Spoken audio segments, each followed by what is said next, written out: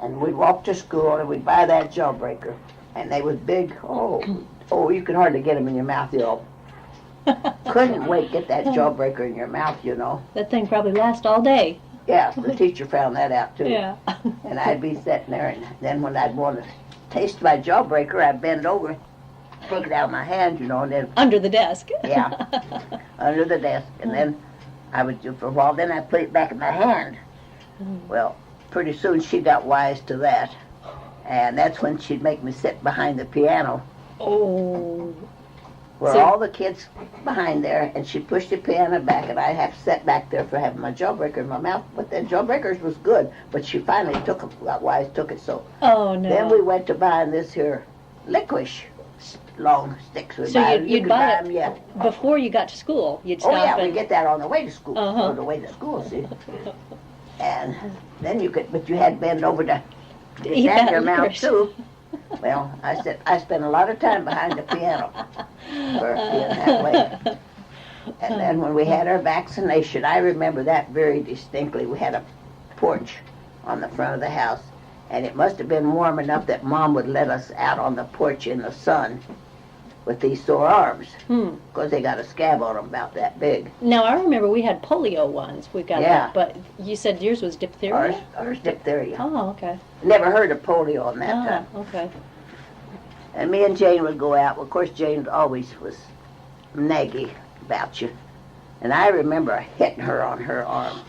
Well, it hurt. Yeah, It knocked the scab off. Oh, yeah, I it hurt. remember then Mom really got on me about that.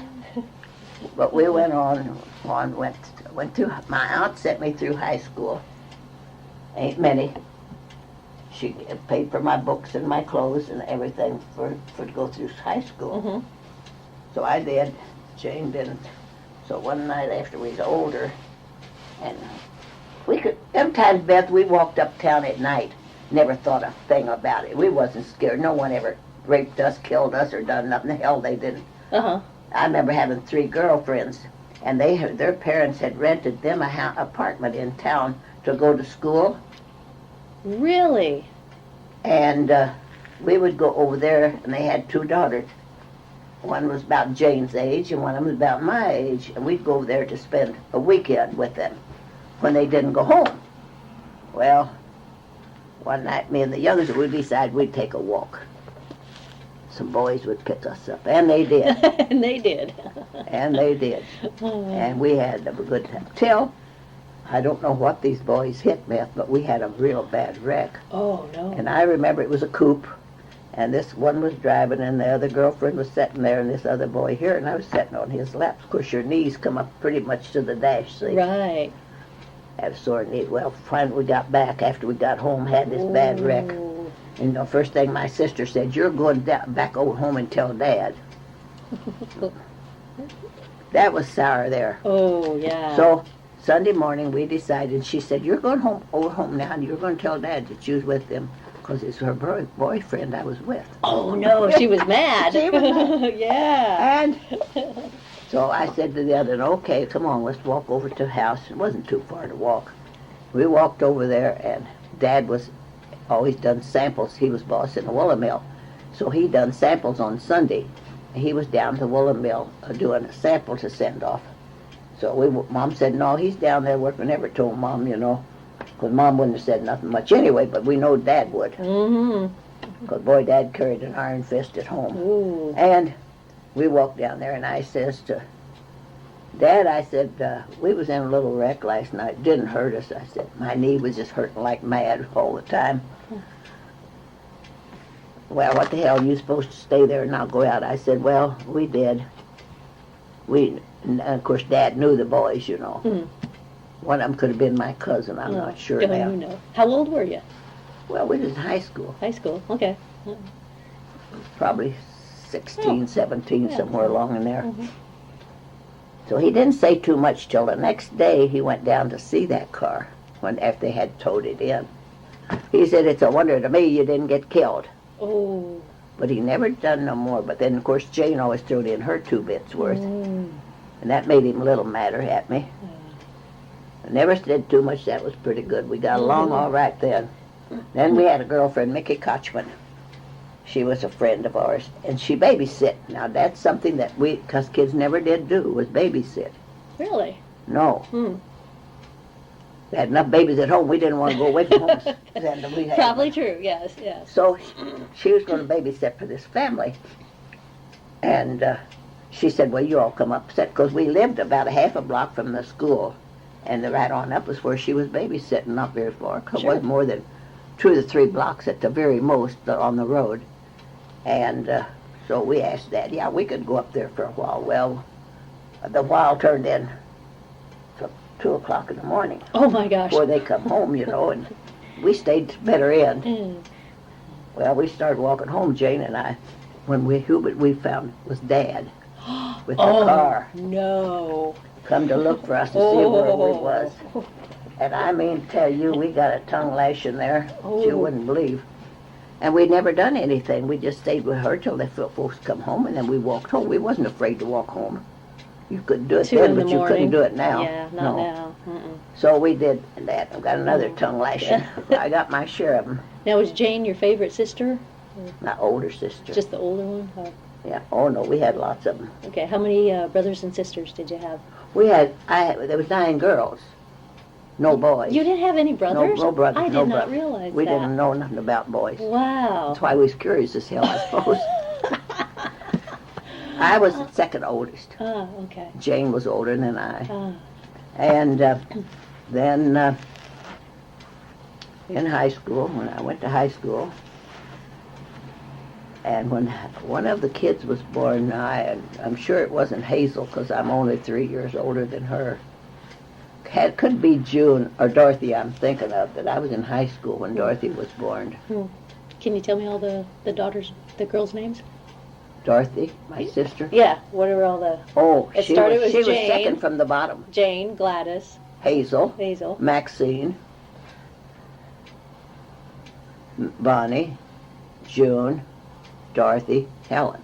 That 9. Okay. I don't know. Jane, me, Maxine, Bonnie,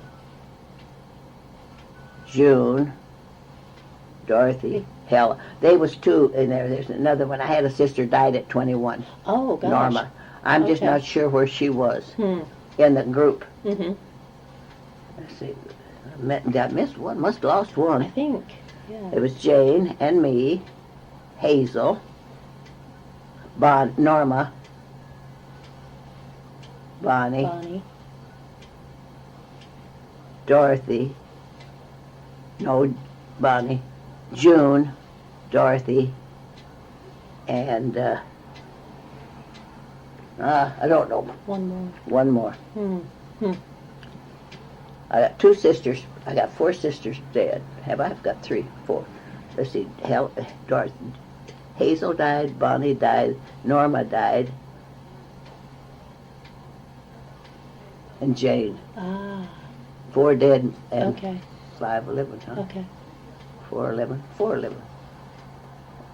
Forgot how many there was. Yeah, because you would make 9. If 4 are gone and 4 Yeah. living, then one And more. me. For me, yeah. 9. That's yeah. right. 4 living and 4 Yeah. dead, and I'm in there.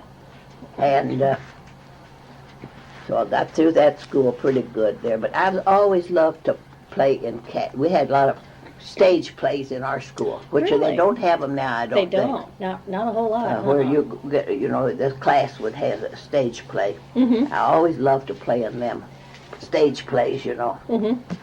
And I can remember playing it. I can remember when I had my arm broke that time at school, when I was at the country school then, after we was in town. And we moved to the farm. I'm thinking, I can remember moving. And we went, first we bought a farm at Grandpa's farm, and I've got a picture of that, where we lived. And we went to school on Oak Hill. Now, is that in Illinois? Huh? Illinois? No, that was in Missouri. All in Missouri. Missouri. I didn't go away from home till I was married. Ah, Missouri. And my dad went to that school. So we lived on Grandpa's farm there. And I know Sansbury's lived down the road from us, and they was a whole bunch of them kids. And they was a little different, we thought. Hmm. Maybe we was the ones that Maybe, different, I don't you were know. different, huh? But I can remember going there, and then from there we moved over to the farm Dad bought, and we started at Sappington School. Well, I know Jane was 1 year ahead of me in school, so I wanted to catch up with Jane. So instead of telling them at that time that I was in the 5th grade, I told them I was in the 6th grade. Oh. Well, I got away with it. You had a nice competition with Jane sometimes, it sounds. Well, yeah. Always older sister, you know. And I went to 5th grade, and then family lived down the road from us. Now, I went out this place one time since when we was home. I had Dorothy to take us out to that home place that we called home. It's the only place I ever really remember of living there many long time. Because them time people moved around, didn't have no money, you know. Mm-hmm. What year would that have been around? I was probably about 5th grade. What would you be about? Oh, okay. 7, Yeah. 8, or 6, 7. 5th grade, maybe 9 or 10. Well, you start when you're 7. Oh. Them times, no more, Oh. no okay. less. 7. So that'd be 12. I don't know. I was about 12 years old, maybe, when we moved out to the farm. Well, when were you born? 15. 1915. What April? Oh, May? September 28th. September 28th. Okay. So that would have put it in the 20s? 19? Could have been. When you were, okay, so Yeah. moving around a lot. Yeah, moving around a lot. Well, my dad bought the farm. My dad was not a farmer. He thought he was. So we did. I remember the big orchard we had. Big orchard. Apples, peaches, pears, plums, you name it, we had them. Grapes. And lots of hard work. So we decided that Dad did, we moved to the farm. Well, we did. We had a storm cellar. When these hurricanes or tornadoes come up, Dad moved us out to the cellar. He had that all fixed up. Ooh, nice. That was built under the ground, too. Yeah. Those are underground. Mm-hmm. Mm-hmm. He had a bed down there, a little bed. For 9 girls. For 9 girls. Well, they wasn't quite 9 when we lived on the farm. Oh, that's true. I had 2 That's sisters true. born in town, so they was probably 7 of us. Mm. June was born at the farm, and I think she was the last one that was born there. Oh. And she's Dorothy, Helen Dorothy. She's 3rd up from the bottom, so she would have been 6. Uh-huh. Sixth one. No, she'd been 7th one.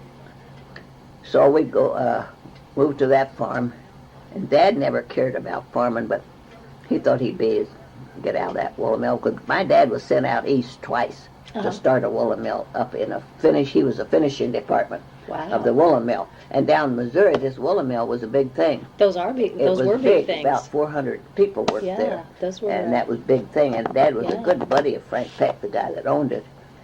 And so when we could work down there during summer vacations for Dad, you know, but Beth, if we was lucky, we made $1 a day. Really? Yes. Wow. And then kids said, yeah, them's ancient times. And I said, I don't give a damn how ancient they was. They was still hard work. Yeah, what did you guys do? What would you... Well, they had these where they would weave them, and then they brought the woven cloth over to Dad's room to finish it off, to wash it and dry it, and take all the little specks and all the little imperfections out of it, you know. Well, that was our job. Stand there and pick them out with little tweezers. Whoa! Pull it down, do some more, pull it down. And if you made I don't know how much, I think we got a dime for each roll that we done, and that roll was probably 20 feet long. Wow. And we got a dime. Pick all these little infection specks out of there. And if what you couldn't pick out, you had a pencil, you colored that. To match. To match. So, Fool the public. See, fooled the public for years. Well, we done that, and we made some days we'd make 90 cents, but some day we made $1. But that would go far. Go far. Yeah. But when we got that, we had to give Mom $2. We had to put $2 in the bank. Now, Dad watched that bank book. It laid on his dresser. See, we did this. We had to give Mom, I forget what it was, a couple of dollars. We had to buy one of the little kids something to wear. Wow.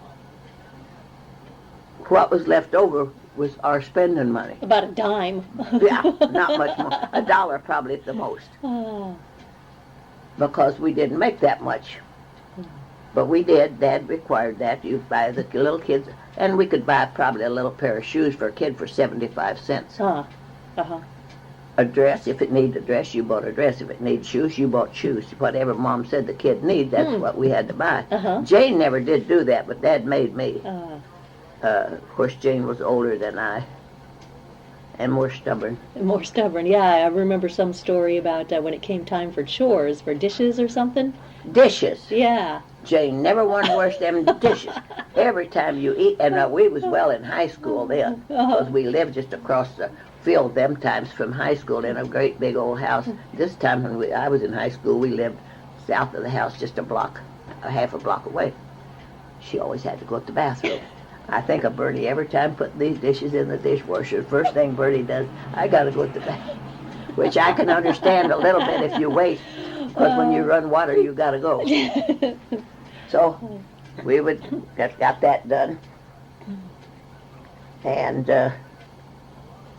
let's see, did we do anything else on the farm? Yes, we did. Dad turned us loose. Then he went out east twice to start once when we lived at Kramer School, and it was a nice little place. I was only a little kid then. I've got a picture of me then in here, Kramer School. Someone seen it in the paper and sent it to me, and it lists me and Jane being there. And I remember that town was just the place was just out of town and across the creek, and then up there. We lived there it must have been when I first started to school before we moved back to town, but Dad was still a boss in a woolen mill. He gave up the farm. Well, we hadn't moved there. First place we did lived out at Kramer School. And I remember I couldn't have been very old because I looked real duncy. Always had these long socks on and high-top shoes, you know. And we loved to live there because there was a big old mound in our backyard. Now, that's when before we ever moved to town. And that was just full of Indian arrows. Oh. Indian arrows, Indian this and Indian that. Nice. And us kids used to shoot them in sling slots. Oh, my gosh. Make us a sling. Out of an arrowhead? Yeah, with an arrowhead. And shoot them at each other. I wish I had some of them arrowheads. Oh, my gosh. Yeah, you had a burial mound or something right there right in your there in the backyard. Oh, my gosh. So then, that's when we had the first mad dog. Rabies. And I remember going to church, coming home that Sunday, and that dog acted real funny.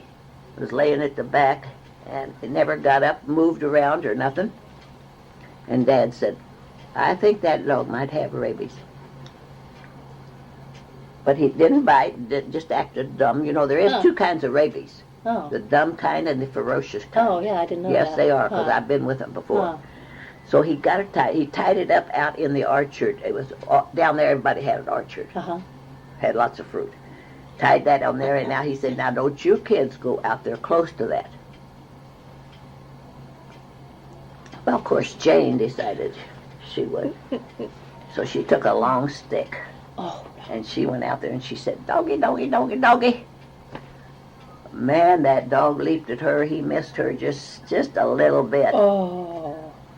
So then Dad said, well, he couldn't control the kids. He better control the dog. So he said, well, he would shoot the dog. Because it had got in the barn, it had bit a pig, and it had bit in the horses. It had gnawed all the pen that Dad put that pig in after the dog bit it. In there, the pig gnawed all the wood off around there. Wow. So the pig got rabies. Infected, yeah. So Dad did. I remember him saying, now I'm going to stand in the screen door back here and shoot the dog. Don't come out, no one. Because if I happen to shoot the rope, the dog's loose. So he shot the dog. Well, that was already got by through there. Then we moved out to Sappington School then. That's when I started in the 6th grade. And down below us lived Aunt and Uncle Arthur Scott. Now, they was not our aunts and uncles, but we was taught to say Mr. and Mrs. Always. Very formal. And Aunt, Uncle, and Uncle and Aunt. Now, Uncle Arthur and Aunt Dolly Scott was not our uncles. But we called them Uncle and Aunt. When we went down there and visited a lot. They had bed bugs, too. Oh, lovely. Well, us kids used to go down there. Like to go down there. Mom make us go at the barn and change clothes. So, after we moved out there, we started to school, And they was Jane and me and Hazel all went to school, to Sappington School. Well, Fatty Scott, their son, we always called him Fatty. He was fat. He had a horse to ride. Well, we didn't. You had to walk. We had to walk. No, Fatty said he would haul us all. So he didn't have a saddle, you know, but he had got on that horse, and The 3 girls. 3 girls and Fatty. Well, I remember Hazel was in the back. Now, she was young. We should have never put her in the back, but she fell off. She was the littlest. She was the littlest. Put her in the back. She fell off, and she cracked her head, and it bled. Oh, Fatty. He was so scared. We hadn't even got up. We had a long driveway. We hadn't even got up to the roads yet. Oh, no. And he grabbed her up and run back home with her, scared to death. She was bleeding, you know. So then Dad said, that's too many to ride one horse, so he fixed a horse up for us to ride. Oh, that's very nice. So he'd haul hay up there to the school and a pail for us to put water in for our horse. And we'd tie him to a fence post, and we went to school. And then ever so often in the wintertime, we got a half a day off to carry wood in. Oh, nice. Yeah. Oh, that was better than going to school. Well, okay. And we piled the wood behind the school in the back of the room. Made a nice big stack to last all week, because this woman teacher, and I only had one man teacher that I ever remember. Huh. She would get there early and build a fire in the wood stove, long one, these long ones, you know, like this. Build the wood in there to keep us all warm. And then every Friday we got to have a spelling contest or a counting contest. And spell words. And I always still remember this awful. Now, how do you spell awful? A-W-E-F-U-L. A-W-F-U-L. No E. Is there E? I don't know. I don't know. I don't think so. I think there's... I can understand why it would sound this way. A-W-E. Yeah. But I couldn't think of that. I thought, and she stood there and she said, now think about this. Say this. That's the only one you got wrong, Kate. You spell awful. I never could get that spell. Oh, no. So I missed that word. Oh, no. And every time you missed a word, you had to stand at the blackboard with your nose in a ring. And the ring was up high. So you had to stand on your tippy toes? Yes. Oh, and no. if the nose got out, then she'd make you put it back in front of all the kids, too. That's harsh for misspelling a word? Yeah, Oh. well, you was in a contest. You should have known better.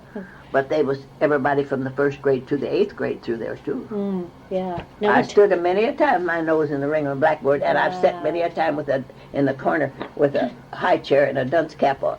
They really did that, huh? Mm-hmm. Wow. So then after we got our spelling contest done, she popped popcorn for us all. That's So we nice. had to have popcorn. And then we had box suppers. And maybe they still have them some places. These girls went to school, bigger girls, or everybody, fixed a box of a sandwich and a piece of cake or apple or pie or something, whatever you want to put in this box supper. Mm-hmm. Then all the parents and everybody was invited to the school at a certain time, evening, for a box supper. Huh. Was that once a month? Once a week? Yeah. Kinda? Well, more like once every other month. Oh, okay. In the summertime. Of course, we didn't have much winter down there. Mm. And then people would vote, someone would vote on that. Well, now, if you had a friend, a boy that you liked real well, and he liked you, he's going to bid on that box. Yeah. And that's the way the school made extra money. Okay. And then whoever bid on the most on that box is who you had to eat with. Oh. Now, if that was an old man or a young man, you had to Didn't eat matter. with him. Uh-huh. But everybody knew most everybody. See, that helped a lot. Mm-hmm.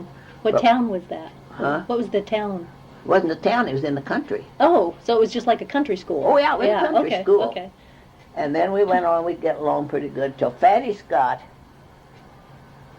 We always got off at recess to play, you know. We played kick the ball or hit the can. I think we used a broomstick and a can to hit it, and you'd try to hit that back and get it, you know, like this and that and the other. And I remember the school was built on a high hill, and down here was the road. Okay. And I was standing there back to that road one time. Fatty Scott come up to me and pushed me back. and pushed me off that down in, and I throwed my arms back to catch myself, and it broke this arm. The bones all come out here. Oh my gosh. And it bled, and oh, it hurt. And I remember the teacher laying me in a seat on there, and she had to send the kids. Now, we was in the country. She had to send the kids someplace to get someone to bring me home, because my dad was, well, he was the boss in a wool mill and gone that time. I'm not sure about that. And so I finally got up to Orley Berry's house, and their dad he come with his wagon and seat in there to haul me home. Wow. So I got home, and I remember Dad laying me out on the bed in there with my arm up like this, and oh, it was bloody, and it hurt so bad, and it was all blue and all this. So Dad had to go 5 miles to town to get the doctor. Oh, man. So he went 5 miles to town to get the doctor, and I was still laying there, 5 miles back to bring him. Oh. So he looked at that, and he said, well, it's a pretty bad break. He said, not much we can do with it now because it's swelled up so big. Yeah, by the time he got there. By the time I got home, I spent several hours yet. Oh. Not good. Oh. So I sat there, laid there, and he put it in a steel cast. Had full of little holes, you know. Wow. I think he had a cloth around it. Huh. And then Mom had to make me dresses that was open on the shoulder Yeah. because I couldn't. Was that heavy? Yeah, it was heavy. Wow. And I had it in a cast, you know. And Mom made dresses with big buttons on the shoulder so I could just slip it on and button it up under here. Huh. Button it. Mm-hmm. So I wore that for 10 weeks, too. And I remember at school they was going to have a play after I could go back to school with this cast on, you know, and had one good arm. And they had a play, and I remember the dolly asked the broken dolly. I was the dolly. Oh. I was the doll that was broken in the play. Oh. And they had this all open to the families, you know, when they'd have these. Uh-huh. You'd get up on the stage and you'd play this. Hmm. You didn't have no curtains to hide behind or nothing. No, that wasn't out. So I was the broken dolly, and I played that role as being the broken dolly. And I remember when I took this arm, the 10 weeks up, took this arm out of the cast the doctor did. That was the littlest, hairiest arm you ever seen. Oh, It was just real little and bony, you know. Mm-hmm. And I looked at it, and it wouldn't come straight, come like that. And he said, well, we can break that and set it over. And I said, no way. Ooh. Well, he said, I'll tell you what you got to do. You got to start out with a half-a-gallon bucket, carry that water, and swing that over your head till you don't spill the water on you. Ooh. That was your physical therapy. That was my physical therapy. Yeah. Well, I graduated from the half-a-gallon, then to the gallon. Straight that arm. That was harder, Yeah. going up and around. And I still got a crooked arm. But I wasn't about to have that broke. Well, I got that all healed up. Done pretty good. And then we decided we'd ride the horse. Well, the horse hadn't been rode, but we'd ride. We didn't have a saddle. We didn't have a bridle. We didn't have nothing. We just hopped on the horse. And I remember the barn doors was 2 barn doors, one down here and one up here. That opened. Oh, the double. Yeah, Okay. the double doors. Uh-huh. Well, I hopped on this horse. Jane opened the gate. Away I went. That horse went to the barn. Oh, no. And I could see that door, and I went down like this. You knew what was going to happen. Made it under there. So the next time we had an episode, and I remember climbing up on top of this barn, it was a high barn, had a peaked roof, and we would walk across there. 1 foot on one side. Ooh. Just to see if you could? Just to... See if we could. Yeah. And we did. So then we decided that Jane and I, that we would take Dad's plug tobacco, and we forever eating green apples and green peaches and all this green stuff. You know, put salt on it, helps it a little. And the watermelon patch, we had our salt hid up there for that. And we decided that we'd take a chew of Dad's plug tobacco, and we'd go to the barn, and we'd sit back there and see who could spit the farthest. We chewed, and oh boy, we got a lot of spit to going. And we sat there at the back to the barn, you know, and we'd go, pip! Then the next one would go, she'd say, mine went farther, and I'd say, I make it go farther. Then we'd try harder and harder. Pretty soon we started getting sick and sicker. No. Oh, we were so sick. Oh. So we had to go tell Mom. We couldn't tell Mom what we'd done. We said, we're so sick.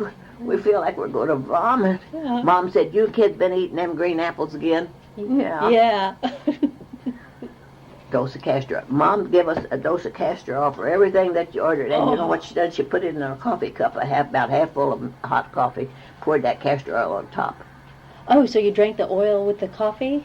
Oh. Only the oil settled to the top, you know. Oh. We had to drink that. And then you would get a drink of water after to wash that out of your mouth. And castor oil tastes so bad. Oh, yeah. So we done that. Mom gave us both a big dose of castor oil. Did that actually help? Didn't help. Castor oil? Castor oil made us go to the bathroom. Yeah. It was a laxative. Get that apple out of there is what she was trying to do. She didn't know it was tobacco juice. Well, and then we got over that. Dad was down the well. Our well at home on the farm. We had a cistern up there, but you couldn't drink that water because that was off of a runoff off of the roof, you know. But Dad did have it filtered through a charcoal filter, run in there. But it's my job always to go down. Dad elected me to go down there to clean that damn thing. Ooh. Now that was down there in that big hole, and Dad would make me a brace around my waist, around under my legs, and up here, and then he'd tie a rope on that. Mm-hmm. And I'd look out there, boy, that's a long way down there. Oh, no. And he'd let me down on a rope to swish that down and wash it down. Then they would put pails of water down there. And then I had to mop up all that pails of water and wring it out, Oh, you know, nasty. and clean that out and get that all done. And then they'd pull me back up. Jane wouldn't do it. So then one time when we got done something mean, and I remember it very well because I was a pretty good-sized kid. Mom was going to give me a licking for something. Mom didn't lick us very often. Dad done the licking. With an iron rod, too. Oh. I said, I run from her, and I said, I'm going to jump in the well. And she said, go ahead, jump in. I don't care. Well, I got up on that ledge. You know, it had a ledge about that high around it, but it did have the four corners was filled in, you know, to make it round. Okay. So that was board around here. Okay. I jumped. And I got up there, and I stood there. And she said, go ahead, jump. I don't care. I'll wait for you to come out. I'll tell your dad on you now. Well, she did. Dad gave me a licking. Oh. Plenty of lickings I got in my time. And then we was in the barn lot one day, and Dad was down to the well. Well, the lane to the well was fenced in because there's a field on this side and a pasture on this side, and then the barn lot gate went in there where the cows could go down to the horse tank. Because we used to catch minnows out of the river and put in the horse tank just to watch them grow, see? Okay. So we was going, I said to Jane, Dad hollered and said, bring the screwdriver and the hammer. Could have been a knife or something down to me. And so I said, Jane, we got the tools, whatever he wanted. And I said, we'll ride this old cow down.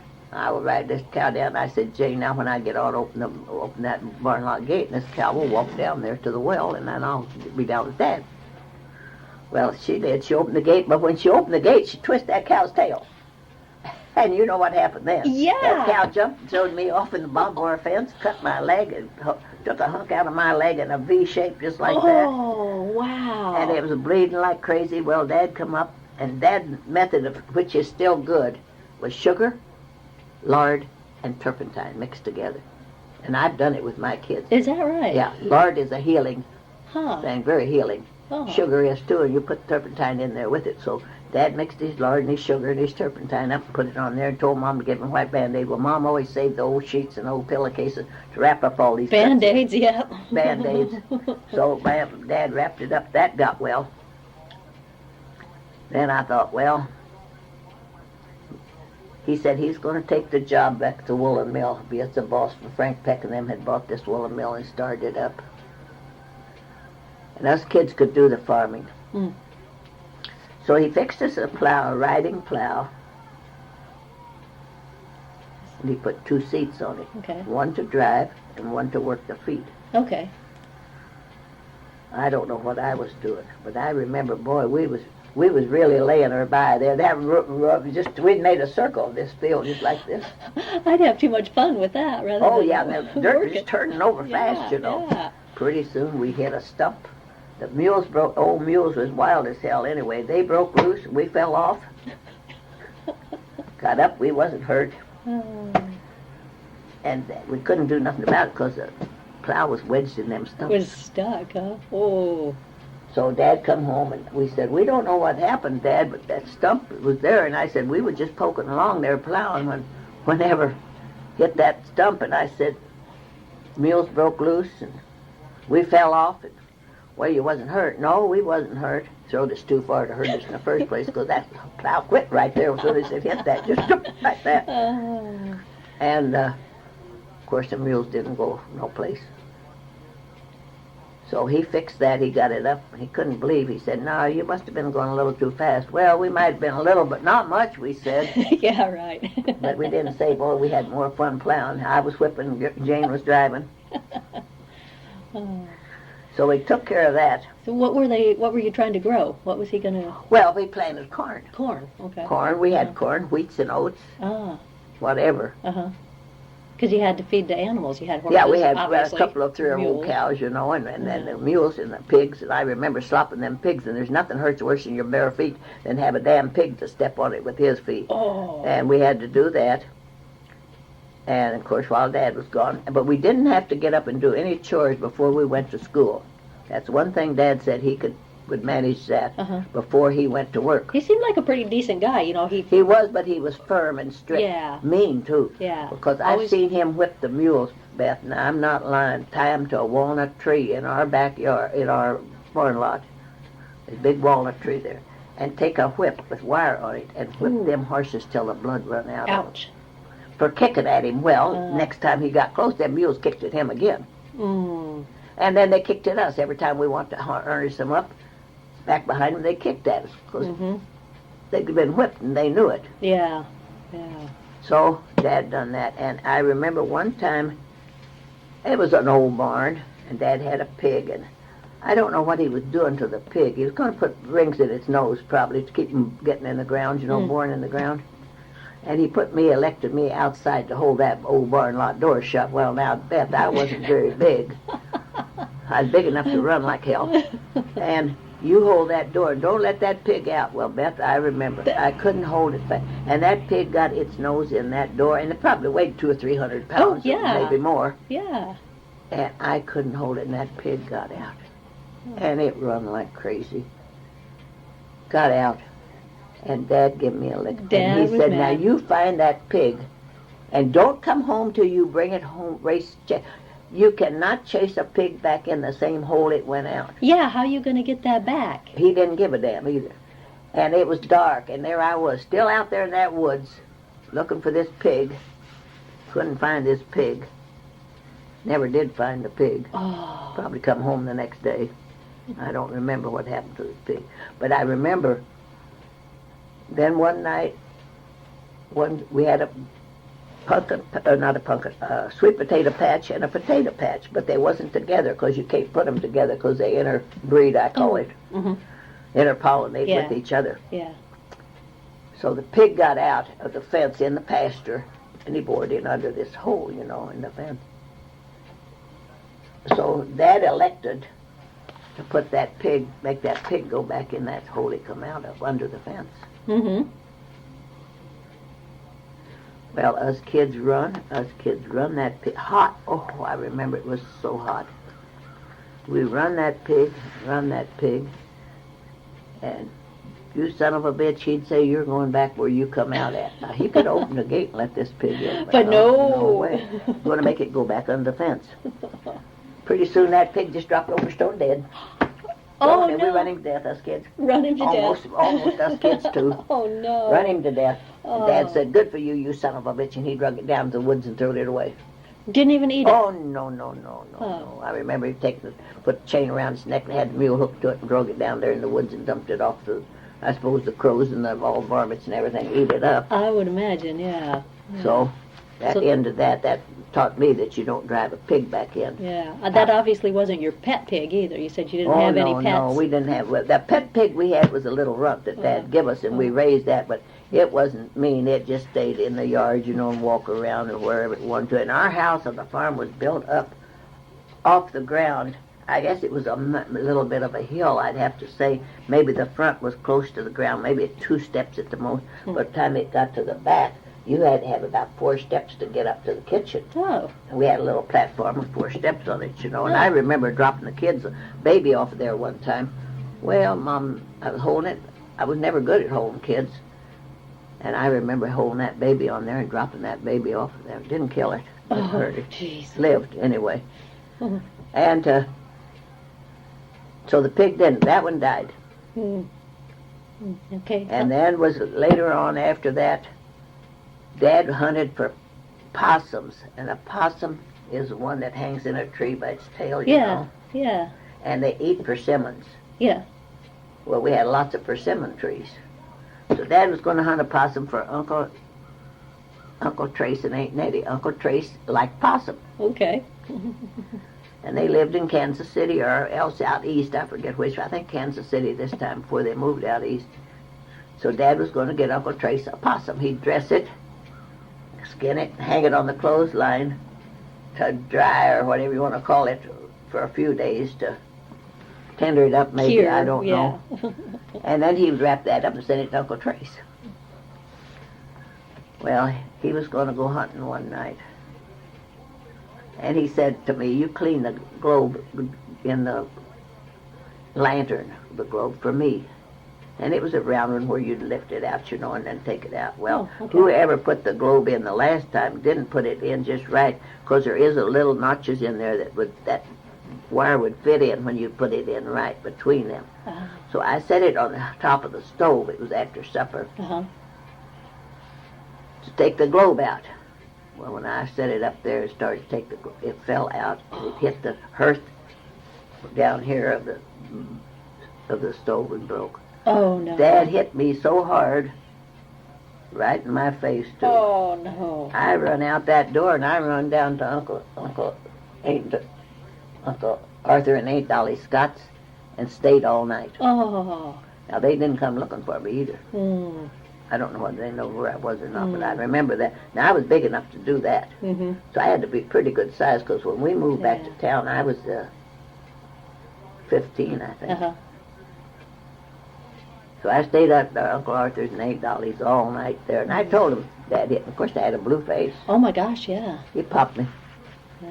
Then I had to go back, face that. Dad never did say anything about it. Probably never said, Nope, never said a thing, Yeah. But one thing I would have to say, that when we was sick or anything, Dad never ever let us go to bed mad. He'd always get in a good mood before we went to bed, Oh. It seemed like he was always concerned about you. He was concerned about all the kids, but he was, Aunt Nettie said he was really mean. And he was, because you would treat animals, and I've seen him punch cows with a pitchfork in their belly. Wow. And I've shocked a many of oats, where you'd shock these bundles, make them peak like this, then you'd bend one over like this to put on the top of that. Cap it, they called it. Where the oats would come to a peak, Oh, okay. And then you'd have to bend that like this to cover the top. Okay. Then we had to shock wheat. Shock corn was the hardest, because that was tall. I remember and we had to cut that with a knife, and you had to carry them, and we wasn't that old. You had to carry them all till you got enough for a bundle, and you'd stand them up like that, like that. Then you'd bind your twine around them. Yeah. Well, we done that. And that was all barefoot, too. Oh, my gosh. Because we'd have to watch all the time for because you were busy buying shoes for the babies. Yes. Well, that's before we bought the shoes for the babies. I bought them when we was in high school. And, well, we had shoes. We always had shoes. Dad bought good shoes, too. But we done that. We had to save them. Did you have to go to church on Sunday? Oh, yeah. And, oh, yes. Yeah. So we got older. We done our shocking, our wheat. Then we made sorghum molasses. We raised a cane that they're made out of. Then you had to strip the leaves, and Dad made us a long paddle with a handle long enough. You'd reach up there, and you'd come it down like this. You'd knock all them leaves off of there. Off the cane? Off the stalk. Okay. Yeah. So you just had a cane. Okay. Then they had I don't know who had the sorghum mill. It was a neighborhood thing. Anyhow, they had an old mule they hooked on that, and you feed that cane in between these two rollers that roll like this, you know. Okay. And you put the cane in here Yeah. and you squeeze. Dad went over and he said he wanted to buy some molasses from him.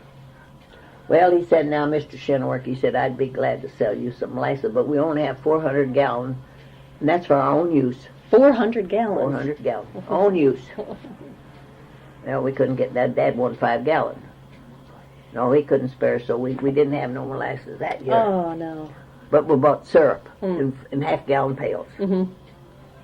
When we moved out here to the farm, I threw out 31 out of that attic. 31 half-gallon syrup pails they had saved. Wow. Threw them out the window. 31. 31. Ooh. So, got that done, moved the farm. And Mom was always scared of snakes. Mm.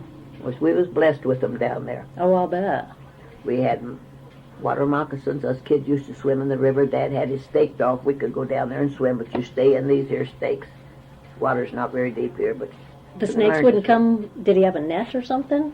Or the, Oh, what? how did he make it safe? That you He could put stay? sticks on the bank. Oh, This way okay. and this way. And you stayed in them stakes. Ah. But we'd be swimming in there, and water moccasins swim by, and them us. Billy went right on. We went right on. We'd go down there in the daytime. See, it was probably half a mile. Huh. And I remember hanging our pants up in the tree. We didn't have swimming suits. That's the thing I'd never heard of, that thing. Just going you're bare nude. Mm-hmm. So we'd hang our pants and our clothes up in a tree. Well, a lot of times when you get back from swimming, put on your pants, they was full of little holes. Grasshoppers eat them. Oh, no. Sure did.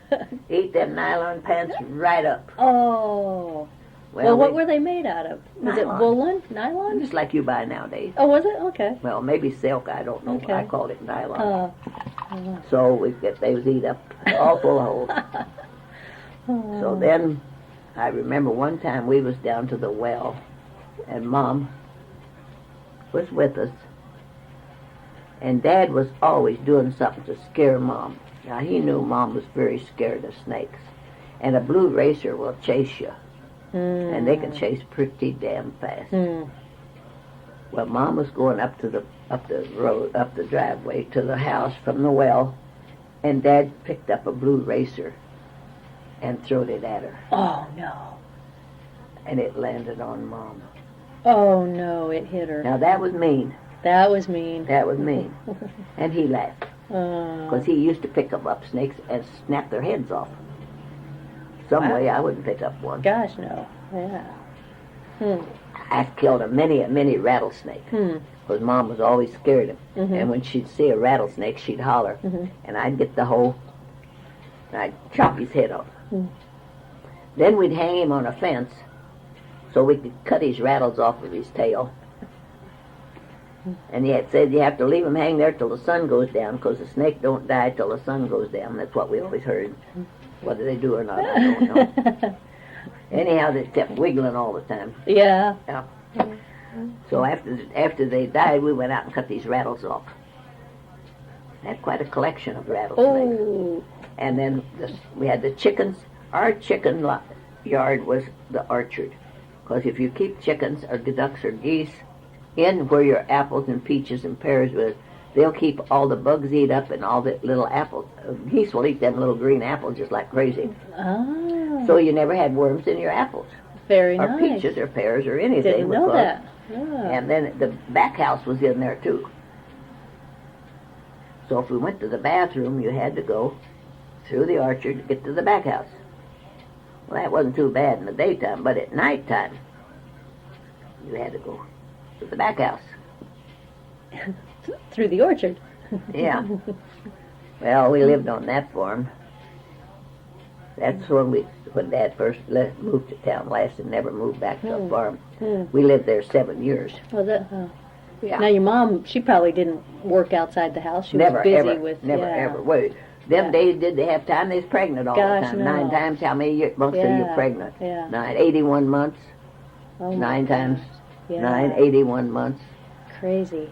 That's crazy. And it was always, I was always designated that on the farm out there, we had a little bitty room with a little square window about that big. on the west side. Mhm. I called it west side. It could have been another side. I don't really know my directions down there. And then in the front, we had, next to that, we had another big room. And then next to that, we had another room. That was the parlor, they called it. Now, that had the nice oriental carpet in it, and Davenport and all this good stuff. Mhm. Then was the dining room. Then was the kitchen across the back. Well, Mom always made us, and at first we had a board floor in the kitchen when we first moved there. Well, Mom made us get down and scrub that damn thing with a brush. But Jane always chose to clean the parlor. Well, who'd been in that parlor all week? No one. Nobody. Nobody. Jane chose the parlor, left me for the kitchen to scrub the floor. So finally Dad bought a linoleum and put in there. Ooh. And it was, metal was the seam. And it had a metal piece down the cover to seam, you know. Down the center. Down Okay. the center. Uh, Well, that helped a lot. But we had to carry our water from the well at night. And Dad had a barrel of, I don't know how big, maybe 10-gallon barrel or 5-gallon barrel with a spigot on it. oh, okay. So we had to carry water from that well in pails and dump it in there so the next morning we would have water enough to drink in the night and make breakfast. Mm-hmm. Many a morning you got up, that was froze Oh. because we only had a heat in the dining room. Oh, okay. So the barrel was inside the house. The barrel was inside But the kitchen. There Yeah. was only. There was no heat. Uh-huh. Of course, you burn the wood stove in the daytime to Mhm. cook with, and that kept it warm. Yeah. The dining room, that's where Mom and Dad had a bed because they didn't have enough room for it. They couldn't put it in the parlor. And the other bedrooms was full of kids.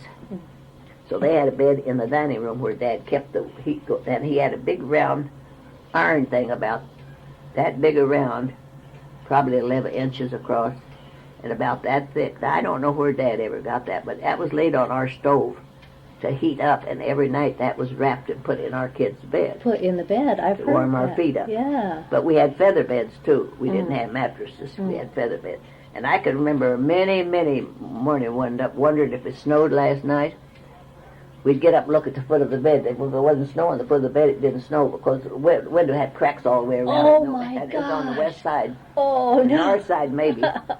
Nope, didn't snow. No snow on the bed. Oh, wow. But we was healthy. Now, I've said there's people nowadays tries to keep their kids too clean, too protective, there is. because a little dirt never hurts a kid. Oh, gosh, no. No. So we stayed out there on there till Dad lost that farm. Mm. And he hated it so bad to see his name come out in the paper of foreclosure. Oh, And no. now their paper's just full of them. Yeah. It's nothing these days. Nothing. So he just hated that. Yeah. So he took us all and moved us to town, and then I started to high school where he rented this house. And it was right on the main street, just probably a block from town. And a school up there, Now half what- a block, Willow Mill right over What here, town was this? California, Missouri. California, Missouri. Okay. High school was there. One school. That's all there was. High school and the grade schools, all one big All building. together. Yeah. And you go down that way, the Willow Mill was there. Well, that took up a lot of room. Behind that Willow Mill, it was a big pasture, and the Willow Mill owned it all. Huh. And then our house that Dad rented was on just up in front of that pasture. So they told, Frank Peck told Dad, well, you can bring a cow, and I'll fence that pasture off for him, and you can put your cow in there. Oh, that's So nice. he did. Mm-hmm. I was ready to start to high school, maybe already in. Didn't start till we moved to town. Mm. And it was my job. I was always elected. Jane wouldn't do these things. To go Of course get that cow to bring her up to milk at night. Well, I had to go behind that Willow Mill, and I just hated that because all them boys that worked there seen me do this. Oh, no. Yeah. Get this old cow. And I don't remember who milked her. Maybe I did too because I know how. And then Mom planted a big garden, and Dad had hams that he had brought from the farm and put them in a house. They had a house there, an outside house, smokehouse, whatever you want to call it. And Yeah. he hung them hams in there, nice big hams, because we had to smoke them on the farm. Uh-huh. And Dad would fix it up in a smokehouse, and then he put a pan underneath it where you had to buy we had to go down and pick up hickory bark and hickory to keep that smoking, but not Right. blazing. Yeah. Well, we Yeah. smoked it for about a week, and we'd have to watch that all the time. Dad moved them into town then, and then had a window in this smokehouse in town. Now he laid it. I remember at him laying it on to Mom that she had left the window unlocked. Oh, Someone stole his ham. Oh, But it- no. Probably, I go up to about this, Beth. A lot of this stealing then or now is someone you know. Yeah. Someone's been in your house, Uh-huh. and I think it's someone Dad probably told he had that ham. Several of them, maybe one, whatever they was, they stole them. Mm-hmm. Yeah. And the window was open. But that was good. Didn't say Mom left it open. It said they could have broke it open. Right. Right. Hmm. But I remember him doing that. But never ever seen him really hit Mom. But he used to grumble at her, I guess, more when he got older, and I think most men do. I think so. Yeah. I think so, They too. do. Yeah. And so we went to high school there. Got along good. And Frank Peck lived just right across the street from us, guy that owned the mill. They was very friendly. Now, were you still using wagons or horses to? Oh, no, we had a car when we was in the country. Oh, you Dad did? bought us, as kids, a car when we was in the farm. Mm-hmm. He bought us an old Model T. Oh, fun. And I always remembered Jane could go drive forward and I could go backwards. So we would go to town. Sometimes we'd change a tire 3 or 4 times, have a blowout or hole Really? in it, and Jane would never look at good to see if there's another hole to patch that there. Didn't have nothing to work with but patches. And we'd stop along the road and we'd have a flat tire where we had to jack it up, and then we had to take that tire off, and we had to take that inner tube out, and then we had to find that hole. Uh-huh. Then we had to grate it down and put the patch over it, glue. We wouldn't go maybe a mile till we had a flat tire again. Well, we had to do that. Sometimes we'd have 4 or 5 times getting them 5 miles. And then we'd get to town. Jane could park it, but she couldn't get out. So whenever we got ready to leave, I got in and I backed out and got it going. Then she got in and we went forward. That's funny. We managed that. And then Dad said we could take it and go to Sunday school. He didn't go to church, but he made us. And if he took us, he sat out in the car and wait. Wow. But he wouldn't go in. Huh. Never ever seen my dad in the church. Did your mom go in? No, Mom didn't go along. She Oh, had didn't too go. many kids. Yeah. Okay. No, Mom's dad was a Baptist minister. Oh, really? I was going to ask, how much do you remember about your grandparents? So. Well, I remember when we moved to town, I was elected to stay with Grandma at night. Now, she lived in town, too, but she lived quite a ways from, but she lived right across the street from the Catholic church Mm-hmm. and the Catholic school. And we lived down the road there, past the other schools. Uh-huh. So I had to go home and help do the chores and everything at home. Uh-huh. And then I had to go up to Grandma's and stay with Grandma during high school. And then she'd get me up and send me to school the next morning. Was this your mom's mom or your dad's mom? My dad's mom, Huh. Grandma Shennework. Uh-huh. And she was good. She's the one who always had grapefruit. We loved go Grandma had grapefruit. Mm. Put a lot of sugar on it 10 times. Now I don't put no sugar on it. And Dad would send me up there to stay with Grandma at night, and I'd have to go up there, and I had to carry Grandma's wood in for her, and get her water in for her, bring her chamber in. Of course, she always kept her chamber at the privy, and she'd empty it, and then she would clean it all up and leave it set out and air out and get all cleaned out, you know. Mm-hmm. Bring the chamber in, and then if her shoulders hurt, I rubbed her with, I would say, turpentine. Huh. I did Mom one time, and it blistered her. Wow. Well, rub Grandma, and then we'd sleep, and we'd go to bed. Mm-hmm. And Grandma always had a canary bird. And, of course, she covered it at night, you know, so that bird wouldn't squawk. Right. And in the mornings before she'd get up, you'd hear that parakeet say, Marguerite, Marguerite, Marguerite, Marguerite. Was that her name? Uh-huh. Oh. And she'd say, oh, that bird's waking me up again, calling me. When she got up and took the cover off, it quit. Oh. But then we'd get the fire going, you know, and she'd get me off to school. Then I'd go on, done my studying. But when I got old enough, she would let a boyfriend come and get me. And on Sunday night, I could go out with a boy from Grandma's, but I had to go to church. She didn't care where we went to church. Uh-huh. You can go any church you want to, but who would go any further than across the street to the Catholic church just like this? Mm-hmm. And the boy was Catholic. I went to church with him. Didn't tell Dad. Of course, Dad didn't care. He didn't care where we went to church if we went, but we was not allowed to go to a movie on Sunday night. you go to church on Sunday night. Because down It was there Sunday night. every Sunday night they had church down there. Ah, okay. They probably still do. Huh. Now here in town they don't have no church on Sunday night. Right, it's Sunday mornings, yeah. Yeah, and Catholic Church has so early I can't make it anyway. Yeah. So, So how long did you stay with her? oh, I probably stayed with her most of the time during high school at Wow. night. Uh-huh. Because I remember one time Dad gave me $2 or $3, and he said, now you give this to Grandma. I think he owed it to her. That was a lot of money in them times. Well, I had on a pair of gloves, and I put my money. When I got just to the schoolhouse, it was gone. I had lost it. Oh, so I looked no. and I walked back that sidewalk, and I looked on both sides, and I couldn't find that, and I thought, what am I going to do? So I had to tell Grandma. I said, Grandma, Dad give me, I forget what it was, $2 or $3 to give you, and I lost it. And I said, I spent all this time till it was dark looking for it. She said, just forget it. We'll never tell him. You don't need to know. Oh, that was nice. Oh, you'd have got a whooping. Losing $3. Well, I should have put it in my glove. In the glove. But I didn't. Yeah. And you can lose it and not know it. Mm. So we got up there, we're done fine. Stayed with Grandma. So her husband had passed away by that Oh, time. yeah. I can't, just barely, I can remember going to Grandpa. I don't remember going to Grandpa's funeral at all. But I remember of him being in the living room, the parlor they called it, across the corner. And they had a big picture of Grandpa on the wall above that. It always hung there. Uh-huh. And it was in an oval frame, which is worth money. Wow. Yeah. So I remember Grandpa that much, but I don't remember the funeral or anything. What was his name? His name was Julius. Julius.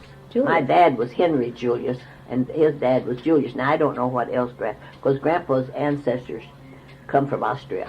Oh, okay. That's nothing but German. Julius, yeah. Grandma was from Irish. She was a Warren. Uh-huh. She was Warren, and Grandpa was Shinnework. Well, the Shinnework was from Austria, and the Warren, she was Irish.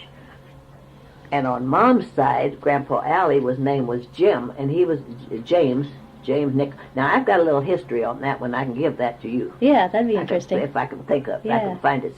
See, a lot of this stuff I can't find, and a lot of it Bernie's kids threw away when we moved, because we was both sick when they moved us to town. So they so went what they through... threw away, they wanted to get rid of, I think I've still got that. I'll look.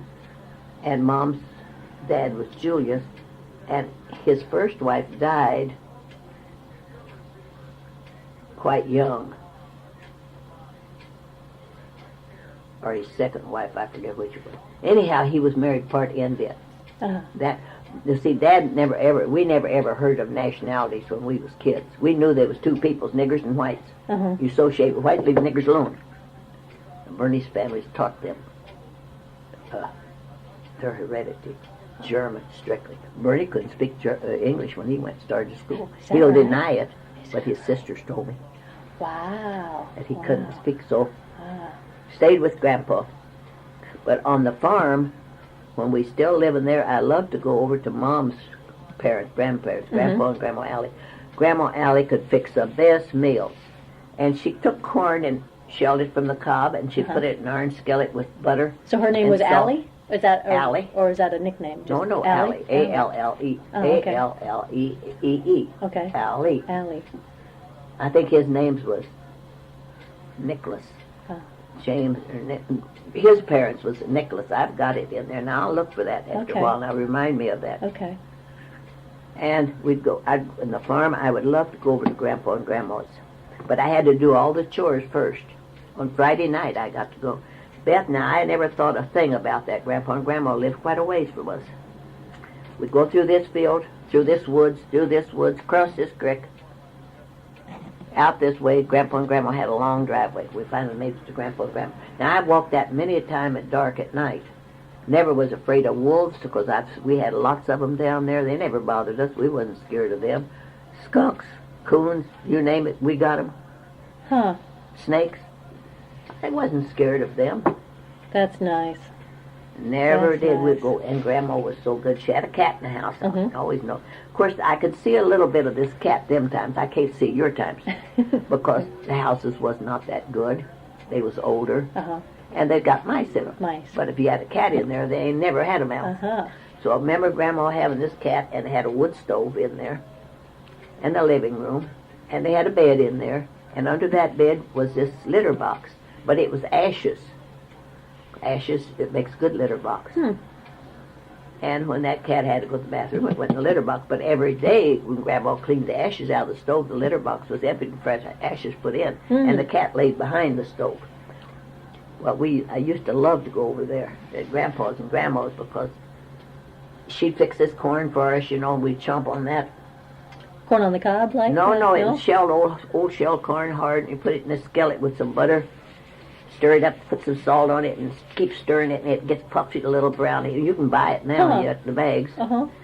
And, we liked that. And she'd peel turnips for us. Now, I love raw turnips with salt on them. And she cooked the best. Well, we'd go over there quite a bit for meals. Dad liked this Grandma, but I don't think he liked the first one. I'm not sure about. I don't remember. I wasn't very old when Grandpa Allie's first wife died. I think she died having a baby. But there was more, 8 of them, I think, or 9 kids, I think. But your mom was Allie. was from Allie. Oh, yes. Okay. It was her dad. Yeah. And her mom. Okay. And I guess they was Indian in there because Aunt Navady, if you've seen the picture I sent your dad, I haven't seen it. you could make him take one on his internet and send to you. Yeah. I told Gary asked for him to do it for him too, because Sandy wanted one. Well, they didn't tell me they wanted this damn thing till after I'd sent it to your dad. Probably didn't know I had it, and I did call Dorothy and ask her for hers, and she said, I don't know what went with mine, I lost it. So, Picture of him.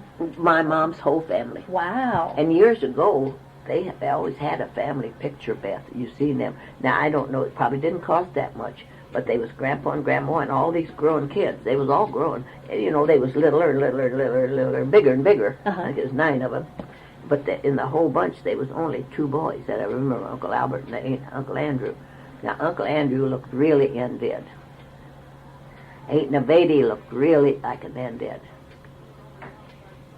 And there was another 1 or 2 looked Indian, showed it, you could tell it.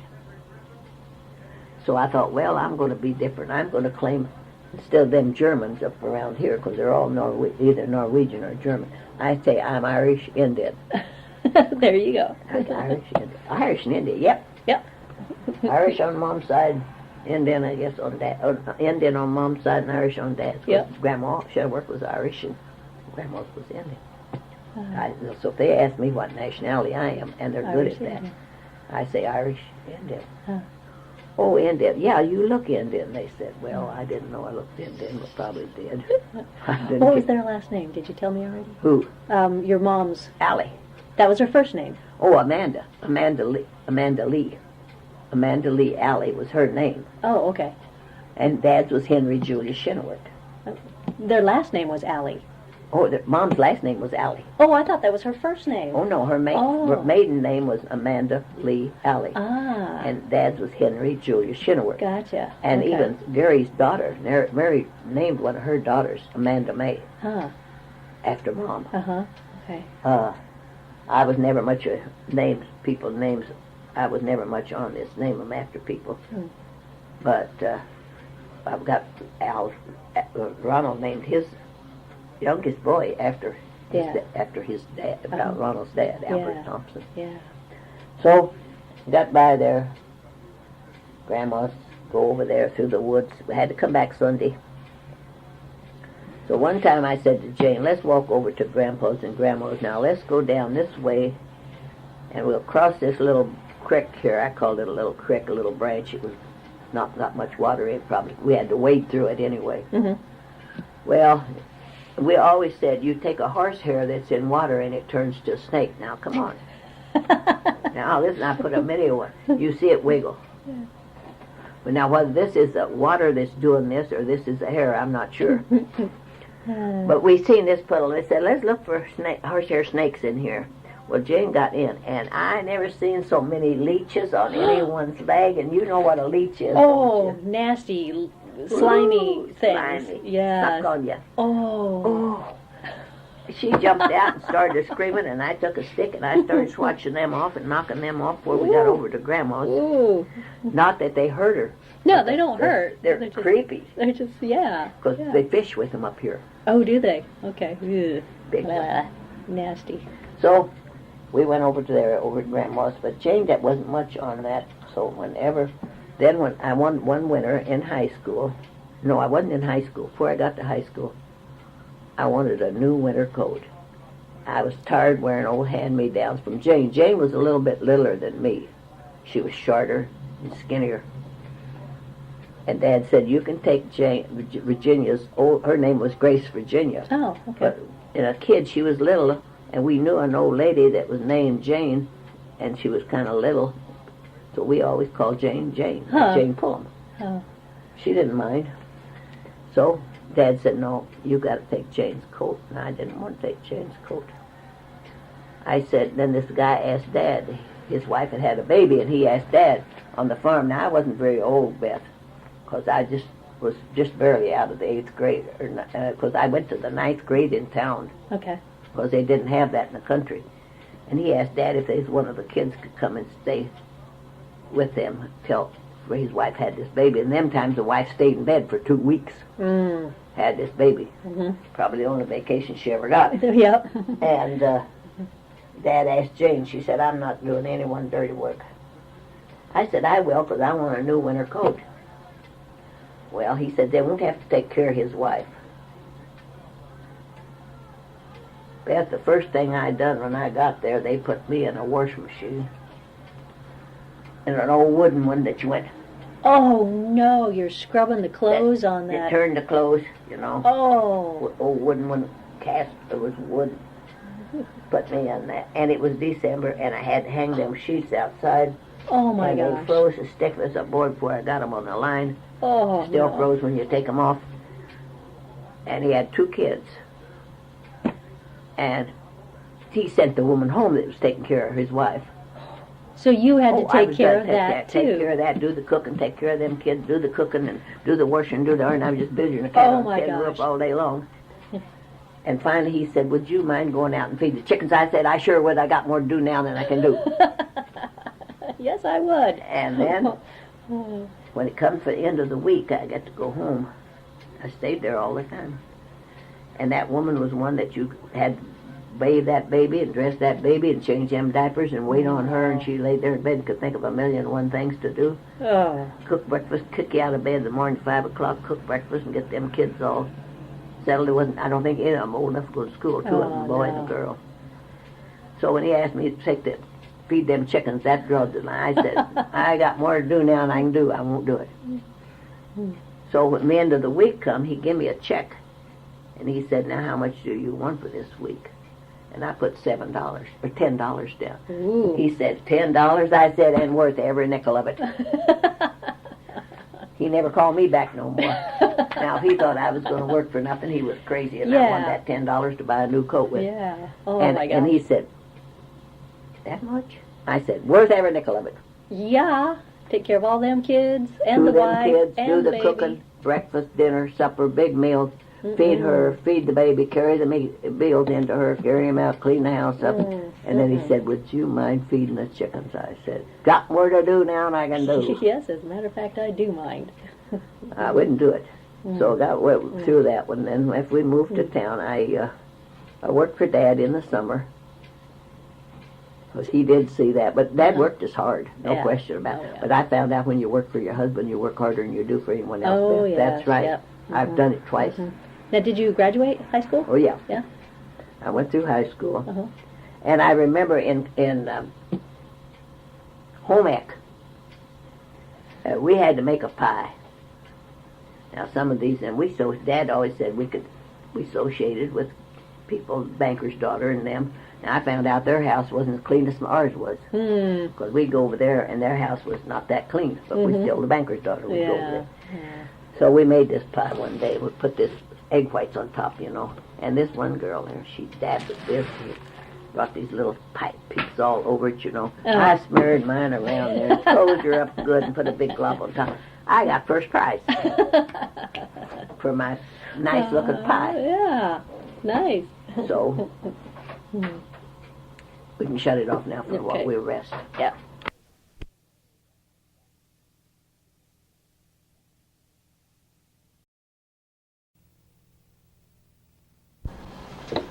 I thought that was a kind of a neat book that he gave me. That's a very nice book, yeah. Father Paul. Uh-huh. Uh-huh. Oh, some good pictures, too. Uh-huh. I like that book. Yeah. I've kept it for years.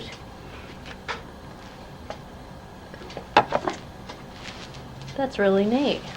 Yeah. Now, where did we leave off at? Well, I was going to look through my things here, and you pretty much had answered everything. Ask what you want to know now. Yeah. What's Your on earliest childhood memories. Yeah, you really didn't say anything about when you were growing up, when you were little. You know. When I was little? Yeah. Well, do you think I can remember it? Well, I don't know. You said 5 years old. I only remember one time when I was little. Well, now I was 7 years old. I can remember that, but now you expect me to go back much further than that. Oh, okay. I okay. remember one of Hazel, I assume, was a baby, my younger sister, after me. Now, I could only have been 3 years old when Hazel was born, 3 or 4, maybe 3 or more. But I remember she was only a pound when she was born. Oh. And she was so little, they had to feed her with an eyedropper. Wow. And Dad made a big box and put her in there, and then they put rocks, warm rocks, wrapped around there for like an incubator. Uh-huh, right. And she stayed in that. And Uncle Albert put his ring off of his finger, and it went clear up to her shoulder. Wow, She was that's real little. tiny. Now, I barely remember that. That's and I tiny. do remember pushing one of the kids when I was little. Well, I told you I remember dropping them off the back step. I was pretty big then. Yeah. And I remember pushing them once in a baby carriage, because Mom always had a baby carriage. And I wasn't very tall, because I pulled down the handle. Well, you know what happened. I can Turned guess. that baby right out. I can guess. Yeah. And Jane was with me, and she dropped the bottle, and then she stepped on the bottle. Oh, no. Went through her foot. Yeah. So she had to be took to the doctor and get that thing pulled out all the way through. Now, which grandparent was the Southern Baptist? Is that your dad's Mom's dad? side. Your mom's dad. Well, was a yes, preacher. I think Dad's folks was Catholic, but I don't think Dad ever went to church. Ah, okay. He never ever went. He used to go when us kids would have a party at Flag Spring. That was a little country church that Grandpa preached in, because they lived out there. Ah, And okay. once in a while, he didn't preach all the time. And Dad would go to that with us kids. At Christmas, they had a party. And they used to give bags of candy and peanuts and stuff out to kids. They still do, I guess. Oh. But I always remembered Uncle Albert's kids, and they had 10 or 11 at least. They would never let them accept a bag of candy at Christmas, because they didn't believe it was something. I don't know what they didn't believe in. They went to church there. That's odd, yeah. Yeah. Okay. But they didn't. But I remember hearing Grandpa say one time, and I'll never forget it, that he would rather, he would rather see his daughter dead as to see her smoke a cigarette. Oh. I remember that. I don't know how old I was, but other than that, I don't remember much of a little history, Beth, as far as little kids. Okay. Because it was after I was older and going to school that I remember all this. But as far as baby teenage years, well, I told you that Dad come and got us. He's not allowed very much, you know. And I do remember going out one time with someone, and we went to the fair where we'd walk. Boys didn't have cars them times. You had to walk. And the fairground, Dad and Mom lived in town. The fairground must have been a good mile longer down there. And this boy and I went, well, you know me, I was never hurried to get home.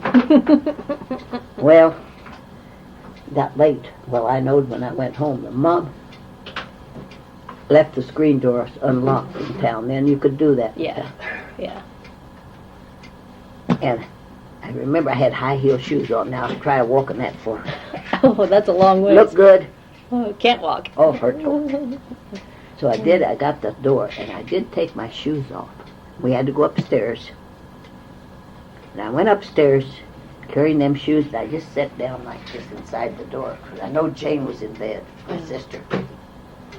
She said, "Oh, carrying your shoes up. I'm going to tell Dad tomorrow you come home late." She did. And if we stayed out past, we was allowed till 10 o'clock. Uh-huh. No later than 10. If it's 5 after, you're late. Uh-huh. And the next morning, the first thing she told Dad was, Gladys was out late last night. She didn't get home till almost midnight. She carried her shoes up the step.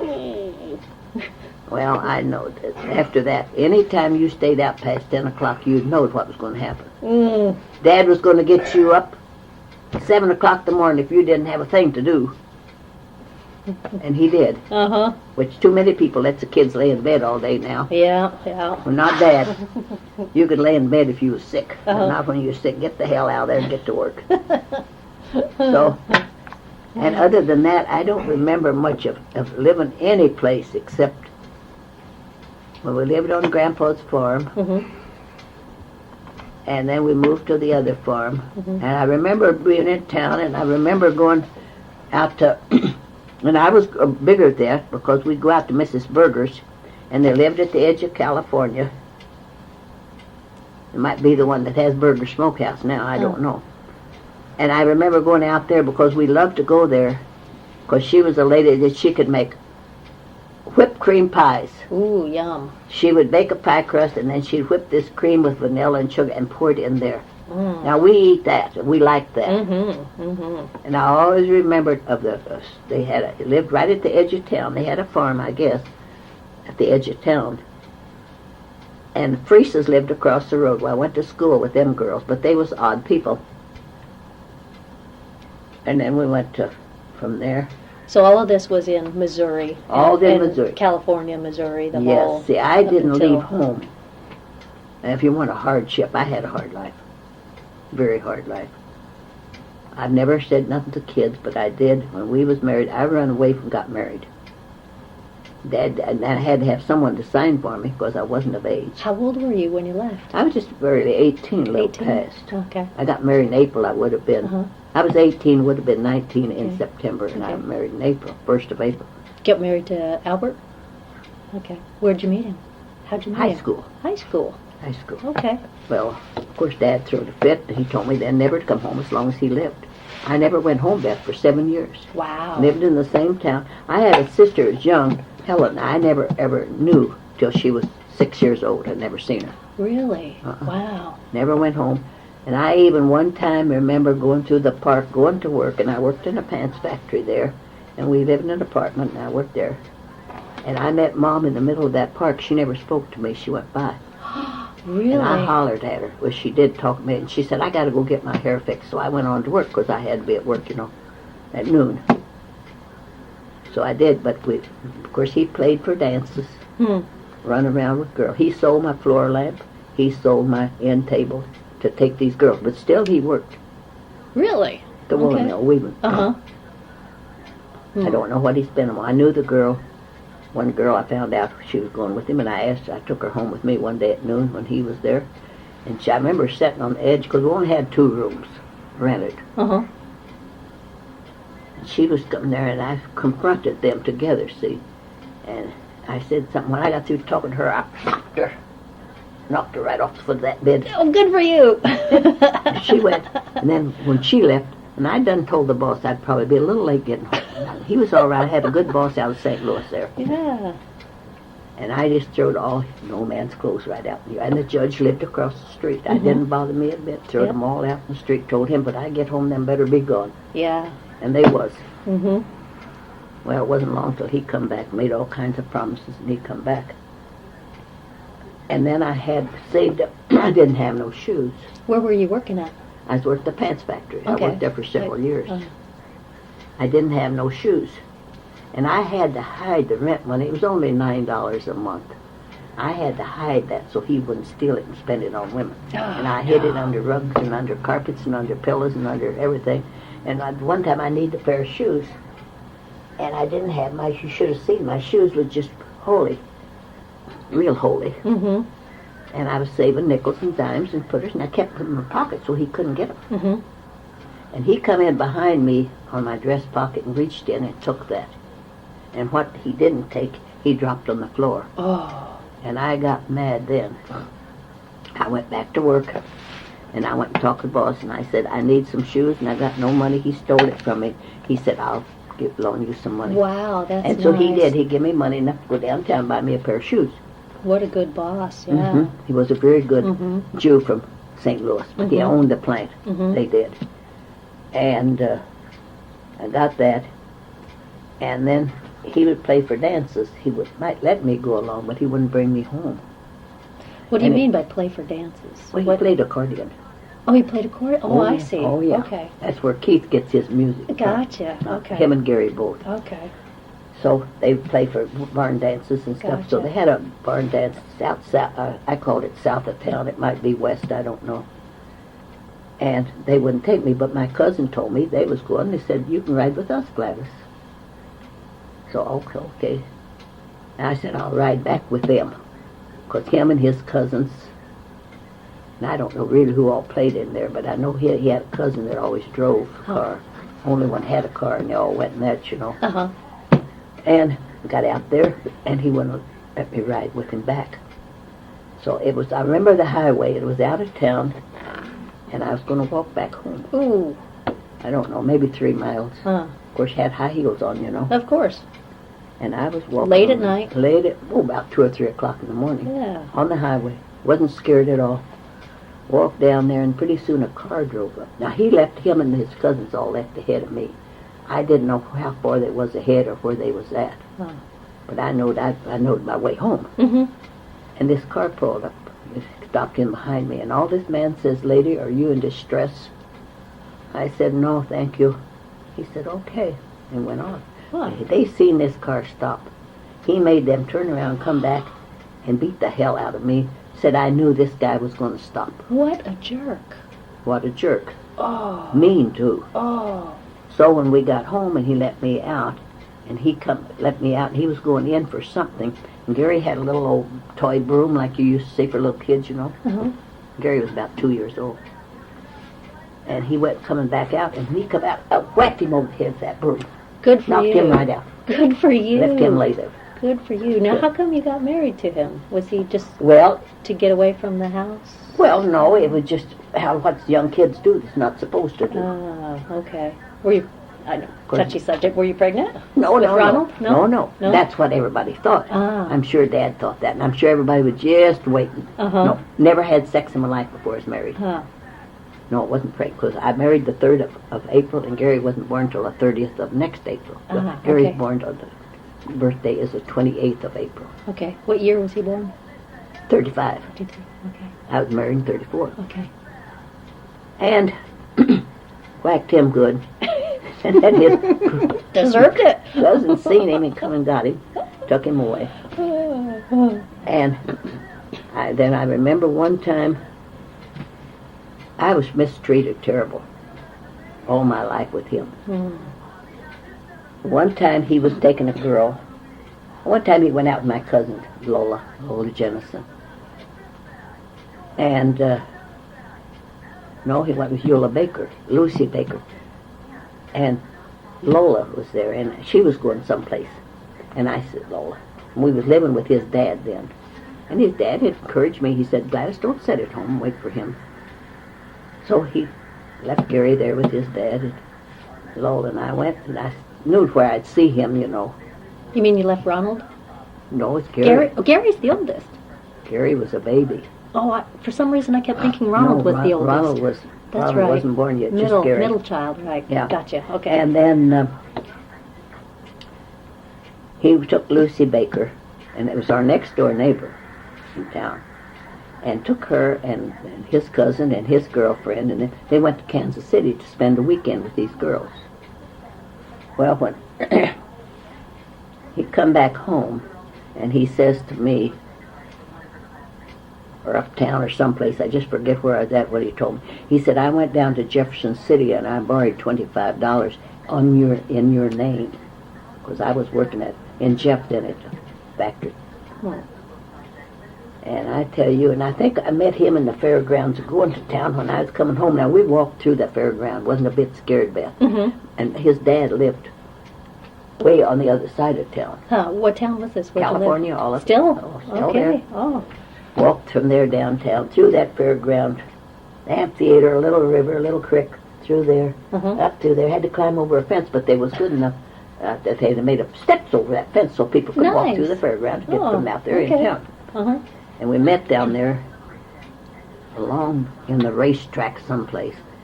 And he said, I left $2 at home for you. I borrowed this in your name.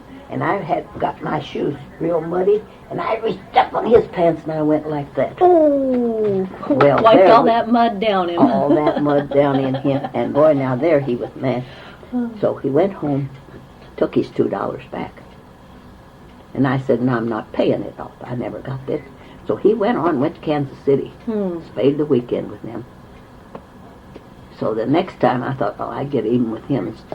Get even. You know, you're fighting because you can't win them. No. So the next weekend I told Lola, I said, I want to go out. Okay. Well, come to find out, he was going to take her out, my cousin. She was probably close to my age, maybe a little younger, maybe a little older. I don't remember how old she was, Mom's sister's daughter. So I seen him up there, and I said to him, he said, what are you doing uptown? Yeah. I said, I'm going up to the dance. I said, with so-and-so, I'm going to pick me up. I said, a couple of guys I'm going with. There was one guy there in town, he just hated. I never did go with the guy, but he always accused me of him. Nice-looking kid. And I said, we're going to the dance. Well, we got in the damnedest fight that ever was then, I'll because I was bet. going someplace. It was okay for him to do it. Not me. I said, what's... So, we fought for years. He sold my furniture I bought, take these girls out. I don't know how many he had. And he would play for a dance, and he'd take some girl with him. And I always remembered one. I didn't know her name, but we always called her the old cowhand, because she sang that song. Oh, okay. Yeah. Time after time, he'd play it for her, and she'd sing it at dances. Well, then, I'd always managed to get a ride with someone. I had a lot of friends. And they'd take me, and this was one place, I can't remember just exactly where the dance was, but it seemed to me like it was out in the country along a river. And I remember going, it was a beer joint mainly, I'd have to say, that he played there. We went, they had booths all along there, and he played, and I danced my share. There was no question about that.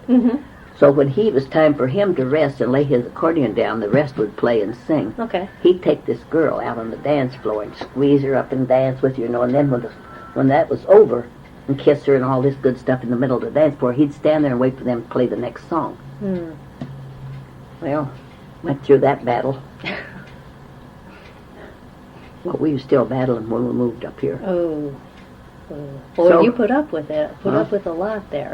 And he'd take me out when we was in Illinois.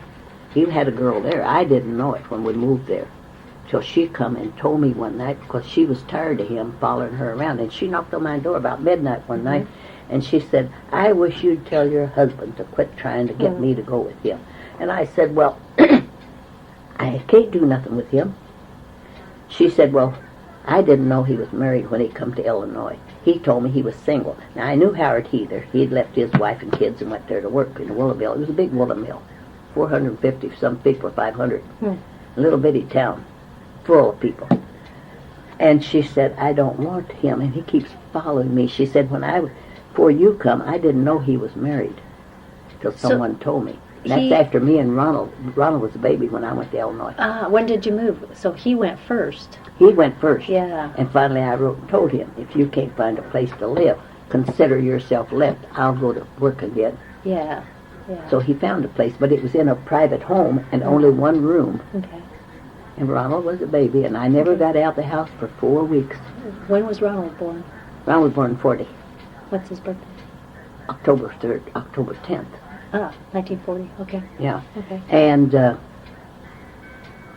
I never got out till Howard Heather, and we knew him when we was kids, you know.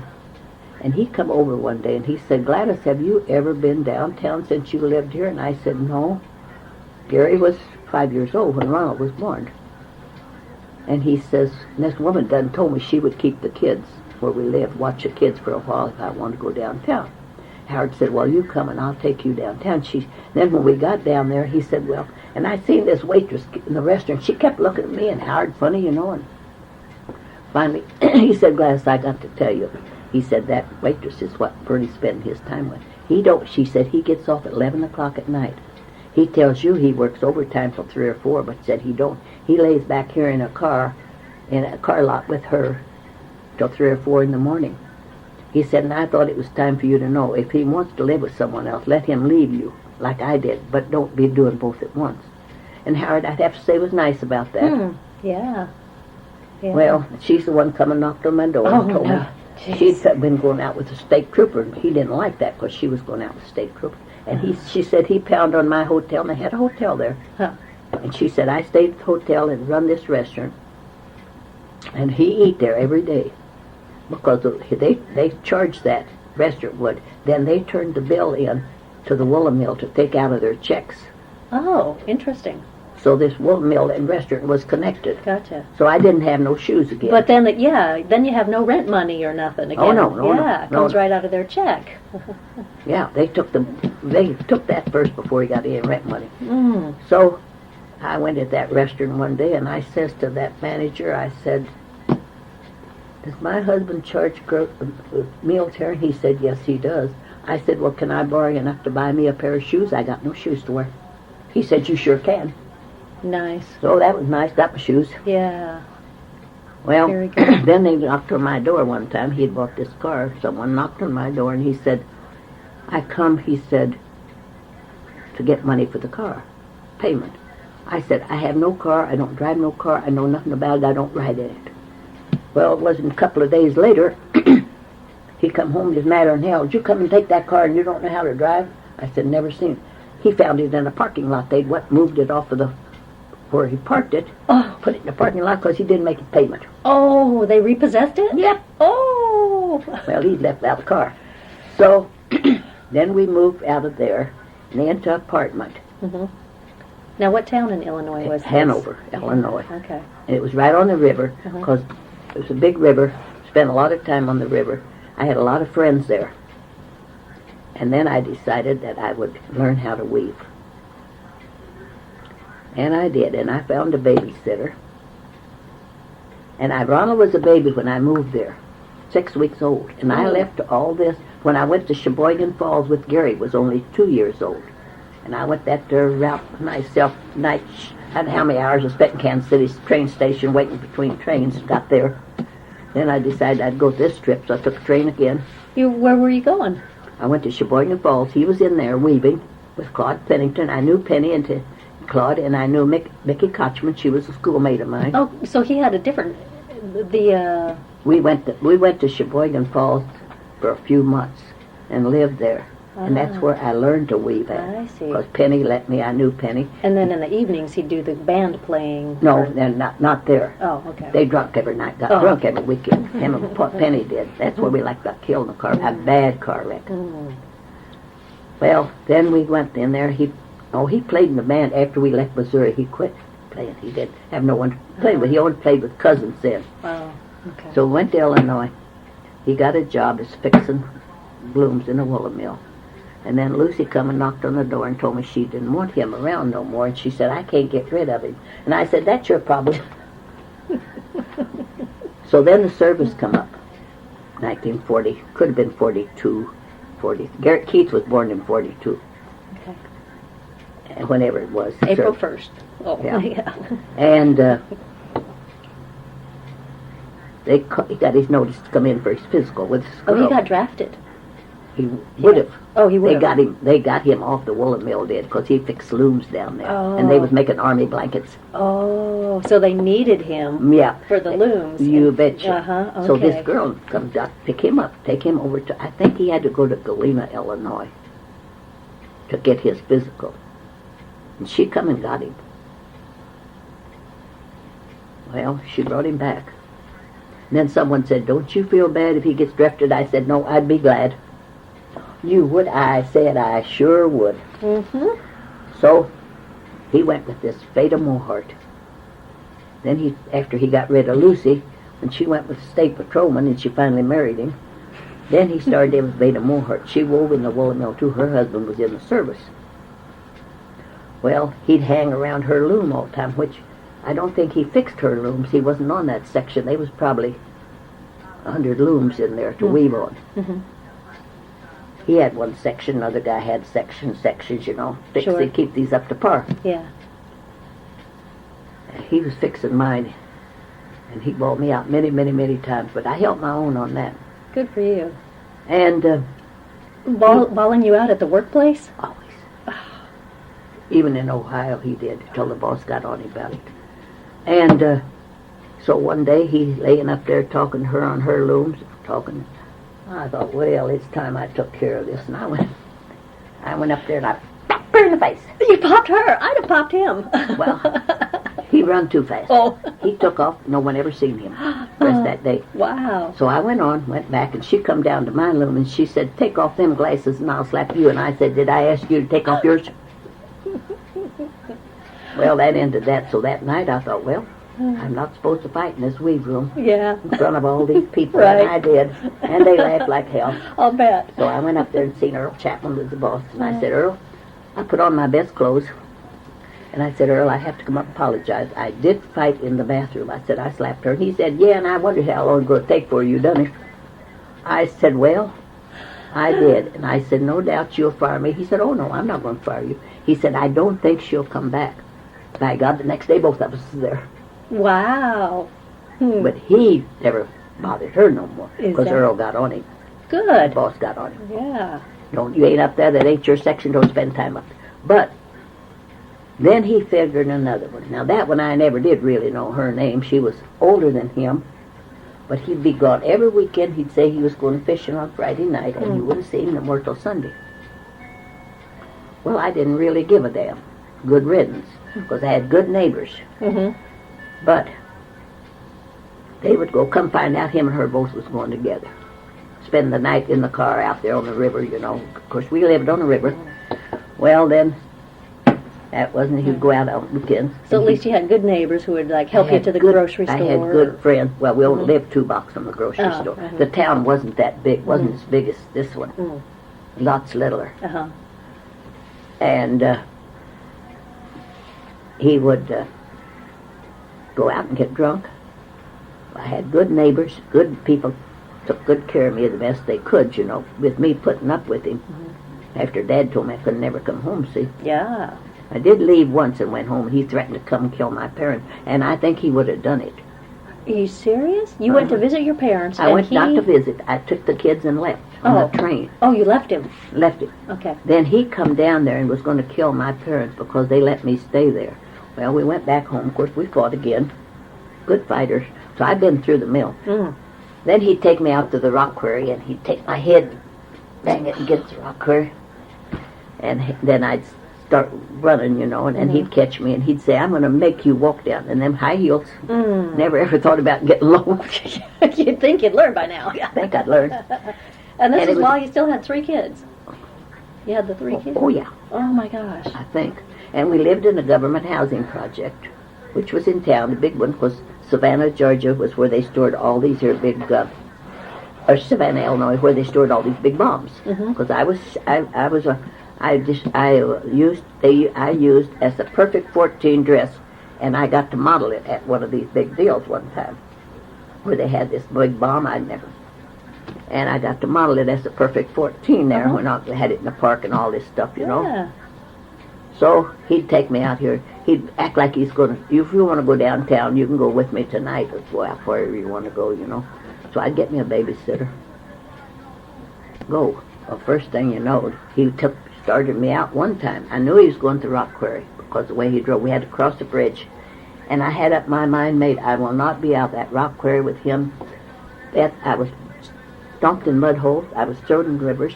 I was took this rock quarry and your head pounded in the wall. And then if I started to run, he'd say, you run. I'll make you run. because I'll drive behind you, and if you don't run fast enough, I'll run over you. Oh my gosh.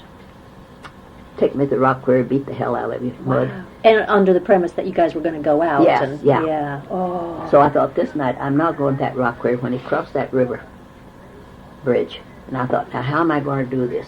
And I always remember this suit that I bought many years ago down home, and it was a wool worsted suit, and I could always wear it. And if I got too little, I put pieces in the skirt and made it a little bigger, 4 colors. So I put on my best bib and tucker, and he said we'd go someplace. Well, when he started across that bridge, I knew, and I thought, what am I going to do? I thought, yes, now Gladys, if you jump out of here when it's running, you roll backward. Because by the time you get out, that car is going to be, and I said, reach over to myself, turn off that switch, and jump out. And I did. Wow. I jumped out, and I landed on my side, and I did roll. Uh-huh. And it was in town, yet the river was right in town. Oh, good. I didn't get hurt, but I was dirty as hell. Oh, I'm sure, yeah. First place I went was a restaurant in there. And this people knew me. So this one guy, I didn't know who he was because they had a lot of strange people. And I said something about going home, and he said, I'll tell you, lady. I said something about being afraid to go home. And he said, I'll tell you, lady, I'll follow you. But I said, yeah, but that's worse, and he'll thank you. He said, I'll walk far enough behind that I can still see you, and if I see a car start to slow down and stop, I'll catch up with you, protect you. And he did. Wow. Well, went on. One night, I had good friends, I have to say that. 3 o'clock in the morning here, knock on my door. Never locked your doors, you know. Right. Afraid. Yeah, yeah. It was Piggy Shabley. He said, Gladys, he said, Al is drunk, mean, and mad. And he said, now we're going to take you and the kids home with us before you get beat up again. He said, get the kids out of bed. I did. We took them over to Piggy Shabley's. Stayed there. He fixed breakfast for us next morning. Nice. And we stayed there till we went home Sunday afternoon. Well, he never said a word. I was going to say, didn't he ask where you were? Oh, no. He didn't really care. So when he come home, he didn't know he was gone. We was home before he was. Oh, Shabley, okay. Piggy took me home. Didn't live too far. A little town. He worked at the wool mill. Him and his wife. Piggy. Piggy Shabley. I don't know what his first name was. We called him Piggy. So that was all right. So one night, after that, he's gone every weekend drunk. Every weekend. I mean, every weekend. One weekend, this guy coming, I knew him, I forget his name now. And he knocked on my door. Now, all hours of the night, I was tricking to this door. And he said, Gladys, I come to tell you, Al is with my girlfriend, and I'm going to kill the son of a bitch. And I said, you go right ahead and kill him if you want to. He said, and Eva Nelson, I knew he went with Eva Nelson for years. But Eva Nelson was an old lady. She had gray hair then. He said, he's with Eva, and I'm going to kill him. And I said, just kill him. I don't care.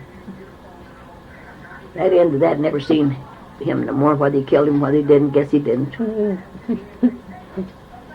Went through all that. Oh, gosh. Did he ever...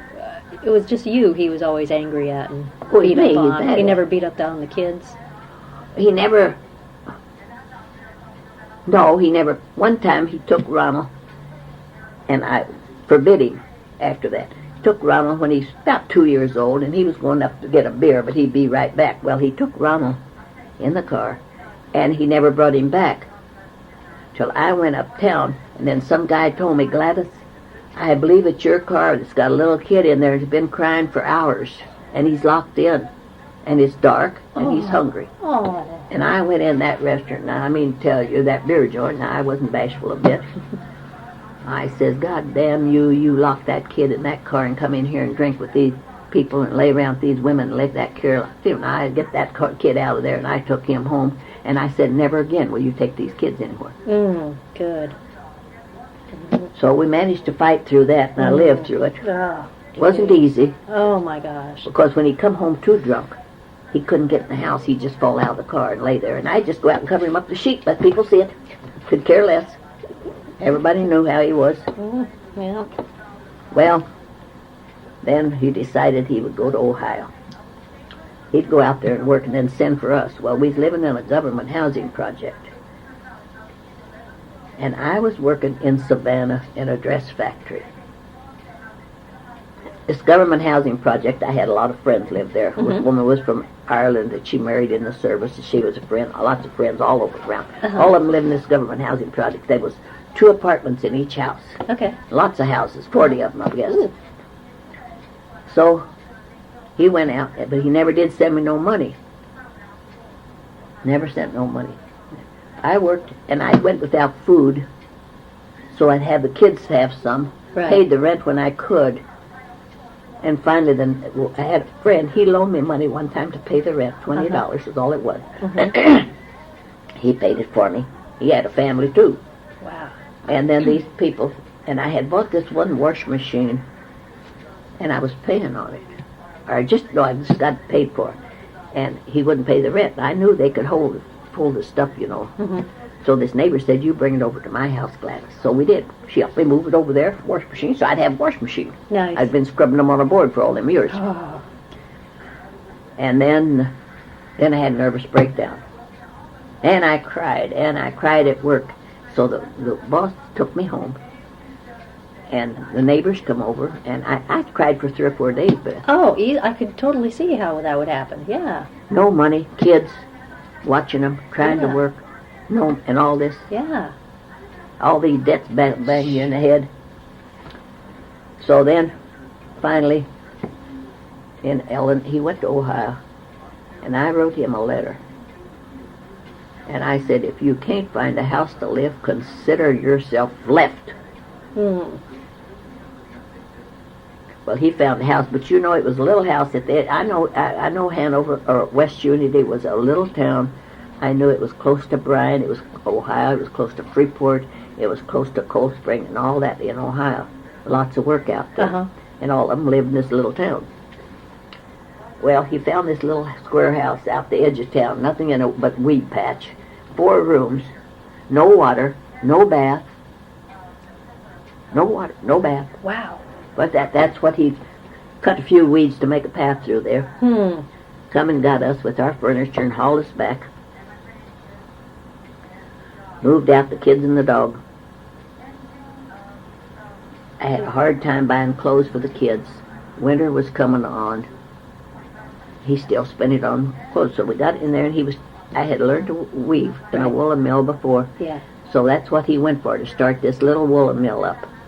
So the boss had this, and I was going to be the teach the weaving, and he's going to fix them. Oh, okay. Well, I was teaching away, taught this Italian, which was a nice kid, but I told him he smelled so strong. I said, "Do you take a bath every morning in garlic juice?" I said, "You smell like it." Well, he laughed. Then this girl he started to run around with again.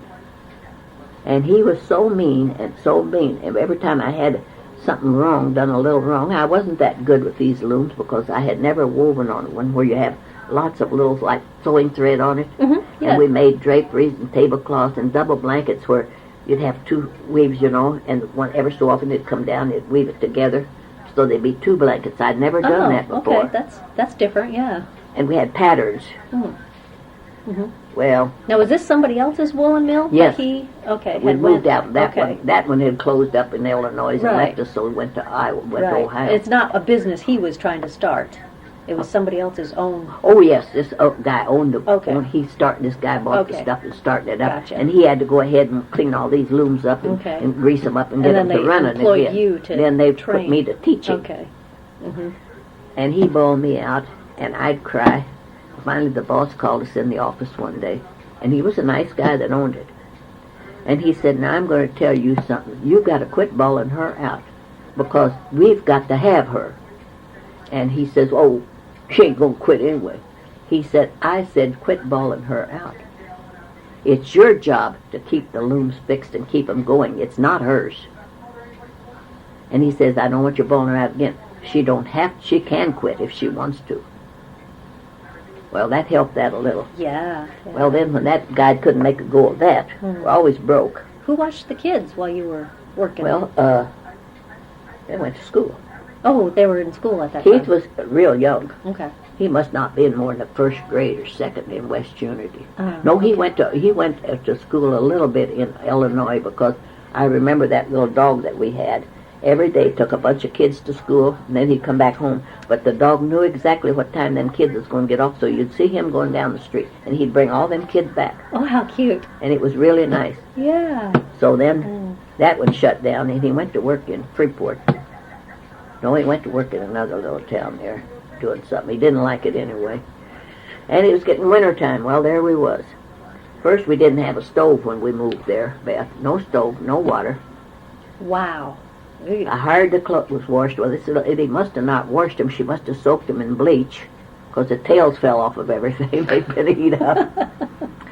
So, didn't have no water. No, I bought a stove.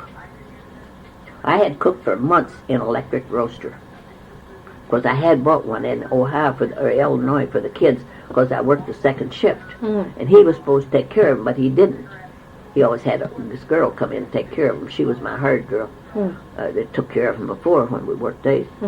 And I'd always put up beef roast and potatoes and something vegetable in the roast when I went to work, so at 6 o'clock they would be done for the kids. I cooked in that roaster. Didn't have no stove. So I went and bought this stove at the hardware store and told them I'd pay for it. $10 payday. And then I took it home, and they brought it home. He said, "Now that you've got the son of a bitch, what are you going to cook on it?" And I said, "Well, that's your job to see about that." Well, he didn't spend all his money. So it was getting cold, and I could tell, I had it since, Beth, that the kids was playing hooky. Because for one thing, I could only afford one shirt for Gary, and I would wash it. Well, Gary got tired wearing the same shirt, so they played hooky. So finally I did get a note from the school. "I do believe your children are playing hooky from school." All three of them? All three of them. But you know what? We had an old shed on that little old farm, or little old place he'd raided, and I thought it was kind of funny, and I'm surprised that he didn't know. Of course, when people drink, they don't think about nothing but booze. And I didn't ever see the dog at noon when we went home. And I always thought that's kind of funny now. Skippy don't meet us, and he always did. Well, I never said until I got the note. Well, come to find out what was happening, they was all playing hooky, because we had to go to work earlier and get up, and they'd get ready and go to school, eat what they could find. And at noon, they'd go out in that shed with that dog and sit out there and hide till we left to go back, and then come back in the house. That's so funny. So they did. Well, the dog was out there with them. Yeah. Well, sure. Yeah.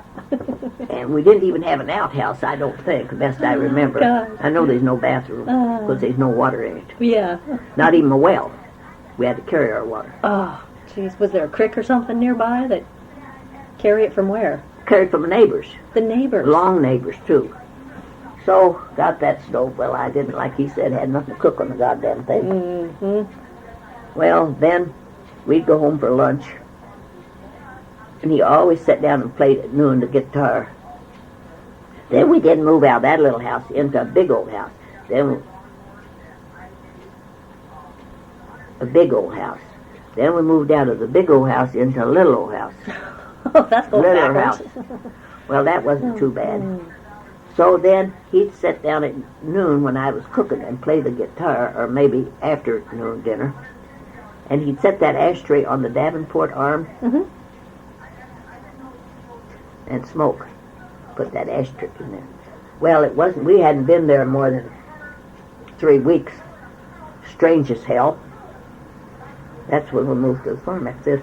Then they come down there. They didn't know who, no one in the town knew who lived there.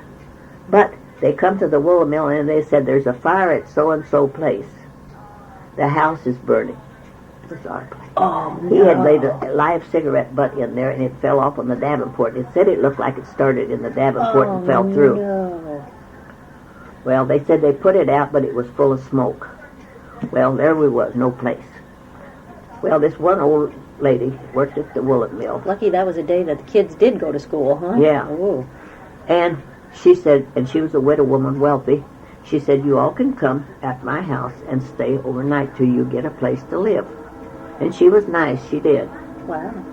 So we found a house out the edge of town. The woolen mill took all the bedding, the blankets, the sheets, and everything, down there he did from the wool, and he washed them all down there and put them through the dryer down there.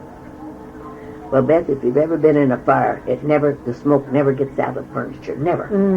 I washed it with everything. Yeah. Everything. Then we moved out the edge of town. I was laid off at the woolen mill, drawing unemployment. And this is still in Ohio. Up still in Ohio. Yeah. Moved out the edge of town, but the neighbors raised chickens and dressed chickens, so he told me about He said, yeah, Gary lives here, but he says he's sleeping. He don't want to be woke up.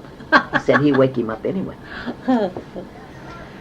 He said he was in an accident last night. He outrun us.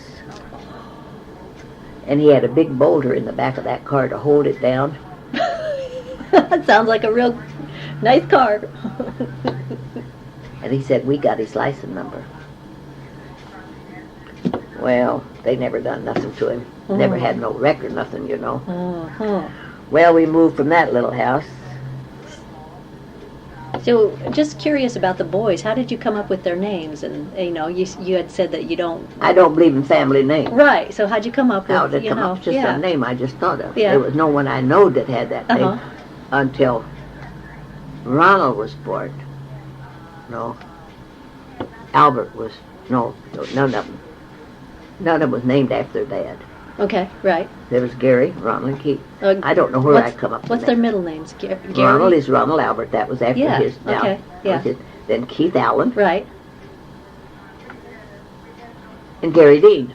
Dean. Gary Dean okay, is I the never oldest. knew his middle. Okay. Yeah. Well, then we moved in. Then we had the dog come up. We had a little dog. Gosh, so you were married to him for longer than I thought you were. 25 years. Yeah. Yes, 25 years. Wow. And mean all the time. Yeah. Fought all the time. Huh. So this dog, we had kids, and I said, kids' dog. I said, something's wrong, kids, with the dog. It won't eat. I said, it just sticks its head in its milk and all. And I said, Ronald said, probably a fish bone we throwed out. I said, could be. So we got the dog down, and we dug in his mouth to get this fish bone out, see if it could be in there. Then come to find out, he didn't get no better. Aw. So then we called. I said, could it be rabies? So then I called the sheriff's department, I guess it was, and they come out and they said, did you know there's two kinds of rabies? The dumb kind and the ferocious. Said this dog's got the dumb kind. So just like your dog when you were growing up and Yes, your sister. yes. Yeah. Huh. And how they about said, that? we'll take it. And so I said, but the dog got under the front porch. Well, maybe you can get him out. I'd try. So I did. I got me a blanket, and I said, you scare the dog out, and when it comes out, I'll pull over it with this blanket. Well, I did. I got the dog. They took it to town, and they said, we have to cut its head off to find out. Well, the kids had a problem with that. Oh, yeah. Well, they sent it back, and they said, yes, it was have rabies. Really? And they said, you all got to have rabies shots because you had this hands in its mouth. No. Maybe you had a cut on there. And he said, if you've ever seen a person with rabies, you never want to see one. Wow. Okay, me and the kids start in our rabies shot. Get them in your belly. Rip, wrap around. Really? And then you have to go home. Because there's a series of them, isn't there? Well, It's not just one. Oh, no, you had to have more than one. I forget how many we had. Oh, my gosh. Might have been 20. Oh. Well, we wow. got our rabies shots in our belly. Oh. Got along fine with that. Then we decided that we'd move into town. Had a house in there. Well, there was a girl that lived across there, and me and her become quite close friends, and we'd invite each other over to your house for coffee. And I started working at a grocery store there. It wasn't a big one, but it was a grocery store with clothing side and yard goods and stuff, and then a groceries on the other side. Mm-hmm. Two older men owned it, Mm-hmm. and it was right on Main Street across from the bank. And what town was this? I forgot. West Unity, Ohio. West Unity, that's right. Mm-hmm. And I started working there. Well, that was good, because on weekends, if they had peaches or stuff that looked like wouldn't keep till Monday, they'd always say, Gladys, take them home with you. Of course, you can use them. Yeah. And bananas and stuff, Yeah. so we did. We got along pretty good there. Yeah. Albert was still at the woolen mill? No, the woolen mill had closed, and he was working in another little town. I forget where it was there. There was a lot of work in Ohio, because they got 5 major cities there. Huh. So we got there and doing all right there. And I knew that they had told us that they don't take their money to the bank, because it's just across the street out the back door over there. But the men said, we don't do that. They had fixed a place between the clothing store and the groceries. They was opening, but there's a wall. They had cut a section out of the floorboard, or the sideboard, whatever you want to call it, mopboard, and put a little box in there, and that's where they put the money. Put that door shut. Put big old rubbers, boots, and stuff all in front of that. Is that right? So Wow. one morning we went to work, and lo and behold, everything was blowed up. The safe was all over the floor, the clothes, Oh my God. and the groceries, and they had come in robbed, and they had opened up the safe. Now them men was pretty smart. They didn't put their money in the safe. They put it in that hole. Oh, wow. So they had took yard goods from the store, and they had wrapped that safe in there, smuggled it, and put nitroglycerin in it and blowed it up. I didn't know a safe had concrete on the inside. It does, about that thick. Oh my gosh. He said, well, all they took really was a couple of old watches that they had that their wife had. That's funny. And he said maybe a few little other things. He said we didn't keep no money in there. Now, they thought they was going to have money in there, because this was a professional. They said it was professionals that done it. And they had took time to eat some cheese and lunch meat in the back in the butcher shop. Oh. Eat a little bit, took some cigarettes, cases, cartons, what they had, and left, and they broke in the back door. Oh. And I could see why they didn't take their money to the bank now, because they was afraid to go across the street with it. Oh, okay. They might get mugged or whatever. Yeah. Of course, you think they was probably Bryan, Ohio was a pretty good town. I worked over there and made these chrome bumpers for cars. Ooh. That was a big plant. And the boss, I had a good boss. He took me to ride with him over and back. Was that after the grocery store? Yeah, after the grocery store. But they wear gloves, and they said, whatever you do, never put your hands to wipe this off on here, because you're apt to trigger it, and it'll come down, crush your fingers. Oh. Because it would, when they put this piece of tin or whatever these bumpers made out of in there, and then trip it, it comes down and makes a pattern. It folds them up, molds them, them like they want to be molded. Yeah. And I seen one girl there, and she had done this. And then she never took her foot off of the trigger, and when she wrapped it off, that just accidentally triggered a little bit. It come down and crushed her hand, in her glove. Oh. And then there was one that had them missing, and she said, oh, I didn't use that little fingers anyway. Oh, And I thought, well, that's a good way to look at it. Oh. So I worked there for a while. Then they decided to move to Minnesota. Wool and mill up here. And he did. He came up first. Always first. Then he come back, he hired Farmquist's truck from here in town, and he had, in order to move that from state to state, he didn't have license for this, so you had to sell it. So he sold it to Farmquist Trucking for $1, all this furniture, and he come and picked it up and hauled it back. It was his. You buy it back. Yeah, well, he used to give it back, took it where he wanted when he got here. Yeah.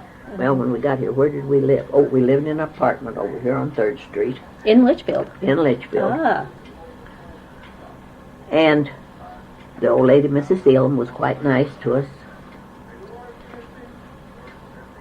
Upstairs, I think it's 3 rooms, 2 bedrooms, and bathroom. We did have a bathroom. Yay! Okay. Moving uptown. Yeah. Graduated. Oh. And then it wasn't very long. Let's see, where did we move next after we got here?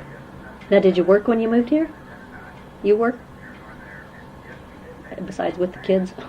I don't think I worked at the woolen mill, because these was Swayze looms. They're different. I didn't know nothing about them. I did. Yeah, I worked. Okay. Genio Foods was here, but I don't remember when I started working in Genio. So how old Foods. were the boys when you moved to Litchfield? Were they Well, going to Gary school was old still? enough to buy a car. Okay, so they were out of school. Oh no, Gary was out, Gary was out. but Ronald and Keith wasn't. Okay. Gary had a car. Well, of course, the first thing they done here in town, that was when they had John Rogers was sheriff, and me and him tangled several times. And he picked up Gary. Strange license plates on this car. Ooh. And Gary told me it's his car. Well, they wouldn't believe him. They had to check it. And I bawled John Rogers out plenty about that. Well, it wasn't very long, so Ronald he always liked the farm. Mm-hmm. So he wanted to go to work on the farm. I said, well, okay, this feller out here someplace had advertised for someone just to help milk. And Ronald said, yeah, I'd like that, Mom. So I said, okay, you can go to work out there. Well, come to find out, when I'd go to pick up Ronald one weekend, he said, Mom, and he was out in the hayfield, bucking hay bales. He was only 15. Ooh. I think 15. And he said, but Mom, he said, they don't feed me anything. I get a little bitty bowl of soup, he said. And I said, they don't? I said, I nailed that guy. Oh, my gosh. But stop. Yeah, and you were saying they didn't feed him. Didn't feed him. He said, Mommy, I only get a little bit of soup. Ronnie was always a big eater. Uh-huh. I said, you don't have to stay out here. And I went and told that guy. I said, I'm taking him home. To hell with this. I said, you can't feed him. And you said this was help milking, not pucking hay bales out in the hayfield. That requires a lot more I'm energy. taking him home. Don't expect him back. And I didn't. Mm-hmm. Well, Yeah. that wasn't too bad. Took him home. Ronald never did learn in school, you know. Oh. Couldn't learn nothing. Mm. They thought for a while in Ohio that he was deaf and couldn't hear. But Really? they tested his hearing. He could hear. Yeah. They said he sits and looks out the window, and I said, yeah, daydreaming about going fishing. Daydreaming. Yeah, daydreaming, because he did. Oh. So they did up here, they thought. Oh. So I bawled him out again. Maybe it was more dyslexia or something. Ronald had a trouble learning to read, because he could never figure out this B from this B. Yeah, dyslexia.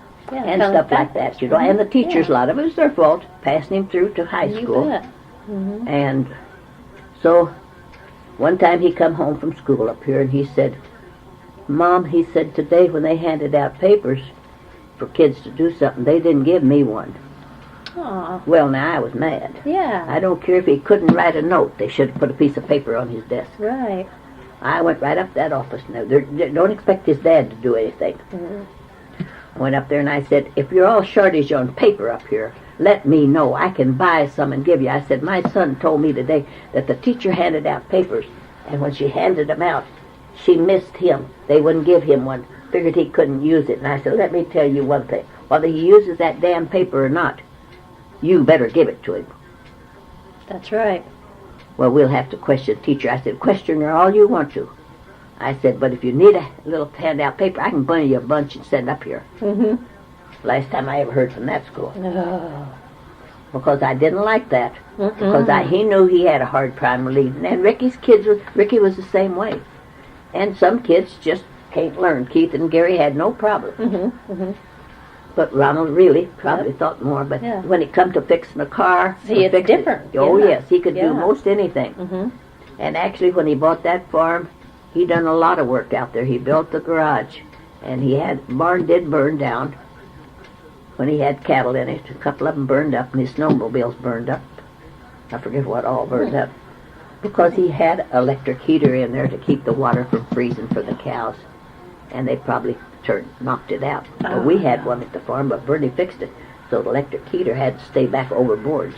Mm-hmm. And the cows could only drink at one end. Mm. But after that, Bernie someone woke him up and told him the barn was burning. Mm. So after he got there, went to school. Mm. So Dad was a good student also? Huh? Keith? Keith was good. Good student? Keith was one of these. Then that's all right. Then Ronald, one time, John Rogers, I guess, was sheriff. And Ronald did drink beer. So one time, while Gary was in the service, I guess John caught Ronald on the street one time up here in town, which they was too much on kids, and told him to walk a straight line. Well, Ronald informed him he didn't want to walk that straight line. He ain't about to walk that goddamn line. And he didn't. They put him in jail. Oh, no. Yep. How old was he? Oh, he was probably 16. He was going with Lily anyway. Mm-hmm. Well, that made me mad as hell. So what I bought him hamburgers And I'd put them on sticks and go to the jail window, and he opened the window and took the hamburgers out. That's great. Well, went down there. Gary come home, and I told him. He said, they can't do this to Ronald. So he said, I've got a service, they furnish you a lawyer. So he went down there, and he said, I said, well, my son's home from the service, and I said, he says this had no reason to have him in jail here, that he's going to hire his lawyer out of the service to come here and see what the deal was. They turned Ronald out right away. Got him out of jail. Well, one night he stayed out all night. And I didn't sleep. I worried all night so I could see him work in a ditch and a bank. I've caught him. I've worked nights. He'd be drowned with his dad. Do drunk and take him fishing, drowned out of the boat, you know, and all this. Oh, couldn't sleep that night. Finally, I got up and I thought I'd tour the town, and I did. And I found him sitting up here on Main Street, 3 or 4 boys and him. Now I tell you, I lit into him and them boys in no uncertain terms. And I said, "Get your ass home." I says, in the first place, if you want to stay all night with someone, call me. Call me. Call collect. I took him home. He never did mention, I didn't either. Got that. Never had a problem with Keith. So then when Ronald and Lily was going together, I didn't know he couldn't read. Worth a damn. Could read a little. But he never did learn. But he tried. He could do anything else. But couldn't read, but he could fix them cars. And he could work on this, and he could make this and all this. Right. But he just didn't learn that reading. Yeah. So then after him and Lily was married, he went to a retired old lady school teacher over here at Grove City. And he didn't tell me, but every week he would come by and he'd stop at our house, and he was all cleaned up, you know, his hair all combed and everything. And he said I had some business to take care of. And then to come find out, he went over there and learned to read. Wow, that's great. So then Ricky comes along. He couldn't half read because he didn't try.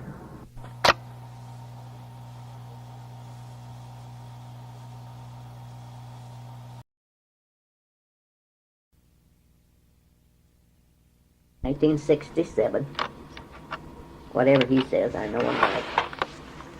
Then the cupboards, instead of having a cupboard like this, they could afford it. They had the money. They had a black linoleum on there. I remember it being dark, but I thought it was red. Oh, no, it was black. It was red now. Oh, okay, yeah, okay. Black linoleum. Yeah. And the living room floor had tile on it, but they'd been there so long that the corners curled up. You know how they curl? She had tacked them down with carpet tacks. And that was it. And How big a piece you want? Oh, about this big. And then in a little room, she had a cupboard or shelf or whatever you want to call it, closed in. Every kind of a I should take bigger plates. salt shaker from all these, I believe salt shaker, Collected shakers. collected from all these foreign countries that they went to. Well, looked at that, looked pretty good. I thought, well, like this. What'd you pay for it back then? For 200 acres? 40,000, 40,000. I believe. Oh. And plus interest. Yeah. And the kitchen on that, next to the driveway there, only had one little window in it. Yeah. I didn't like that. So one time when Bernie was going to Rochester, I got a hold of George and Edna Shunk. And I said, while we're gone, will you come and put another window in here in this kitchen while we're gone? And I'll tell Bernie someone comes in while we go. And we did. Do it That's while what he's he did. gone. Got 2 windows there. That helped a lot. Yeah. Well, in that living room where patio door was, that was just a window. Well, didn't like that either. We had that big. Well, I had wallpaper. I couldn't believe all this was painted. That kitchen was painted the most bright yellow that would put your eye out. With black cabinets. No white. Oh, white cabinets. White cabinets. Yeah. Bright yellow. And it had a sink by the door. Well, where you come in from the farm, you wash your hands. Okay. You don't go to the bathroom. Yeah, that's right. And then they had a washer and dryer there in that other corner where I had my cupboard. That big old stove, and the refrigerator set over there. Well, we got all that. Fix that, huh? Fix that. First thing Bernie done was take the sink out and put it downstairs. Yep. Yep. Then I thought this wallpaper. Man. Okay, better wallpaper kitchen first, because that's where you spend the most time. Mm-hmm. Well, me and Joy Shouts got together, and she said, well, she antiqued her cupboard. They had just bought that farm over there, and it was an old farm, big house. She antiqued hers green. Well, I'm not that fond of green. I said, I do mine turkey red. So she come over. I don't want much ice cream on mine, hon, just a little. Just a little bit of turkey red. Mm. Well, that looked pretty good. What we did buy at his sale, or when we bought the house, they had an old dresser upstairs. They didn't want to move, but they wanted some money for it, so we paid $5 for it. Okay. I antiqued that. White. Looked really old. Nice. Nice. Well, then got that kitchen painted. I thought, paint that with rocks. Because I had worked. After I done that, I burned the upstairs part above the old store. I painted that, papered that with rocks. Looked like rocks. Did it? Put marble on it. Oh, for So I sure. went up there and I done my kitchen that way. Now I had to take off all them layers of paper. Now, Beth, they must have been a dozen there. Oh my gosh. Took them off, and that there old cupboard I had, that antique, Made the house warmer. Yeah. that antique cupboard, Put a lot of found work. it upstairs Yeah.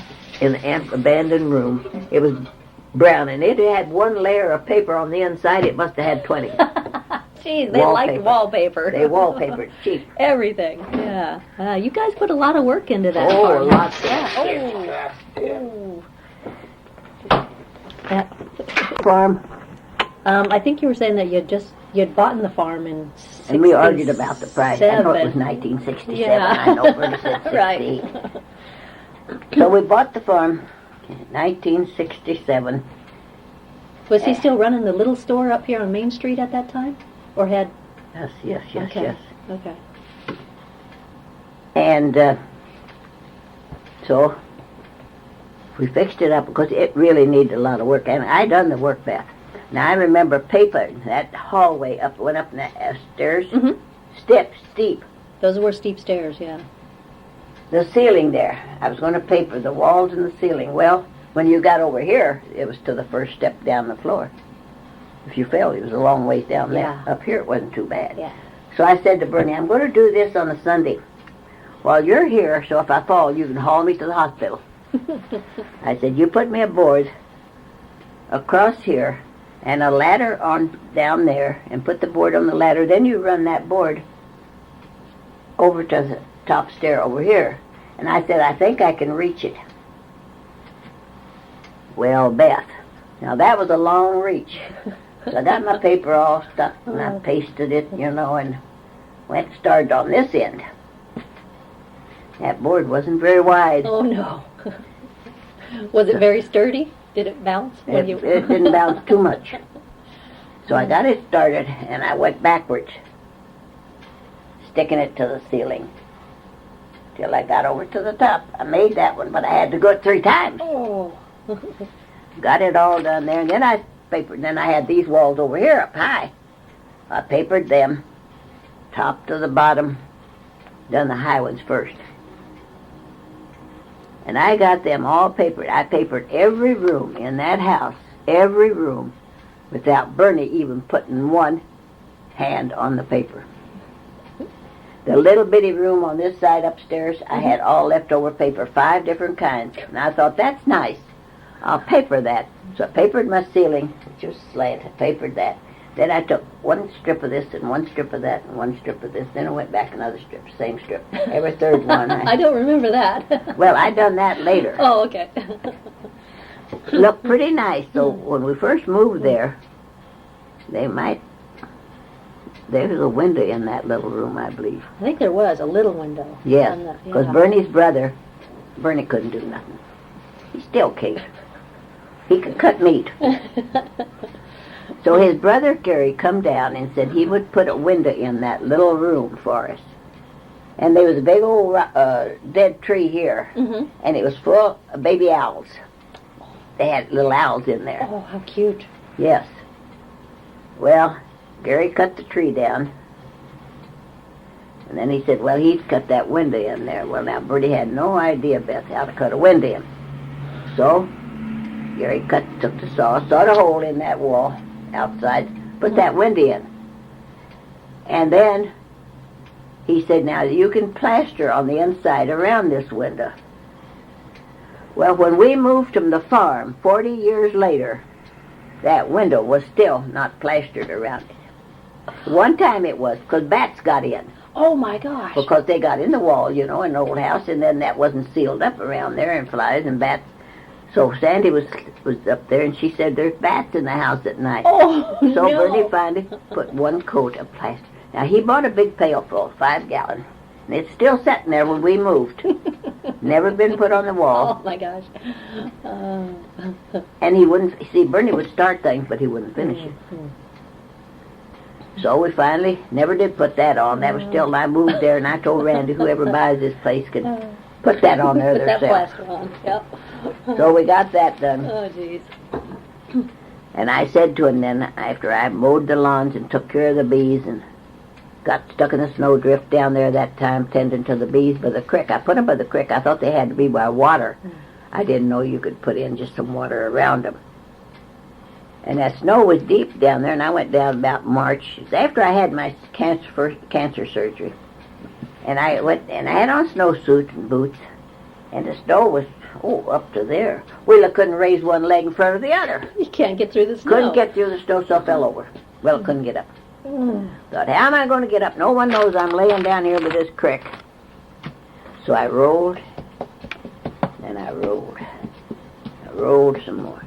Till I rolled down that snow where I could get my legs up and get under it. And I got up, went up the house, moved them bees up. Oh, heck yeah.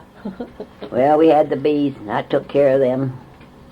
So then I says to Bernie, now, you need a little bit of something to do when you retire, besides sitting in the house and being in my way. Because you guys had moved the store over to the new store. 71. Yeah, okay. Because that's when we quit there. Because you were doing both there for a while. You had the farm and the store. Oh, yeah, we always had the store. Yeah.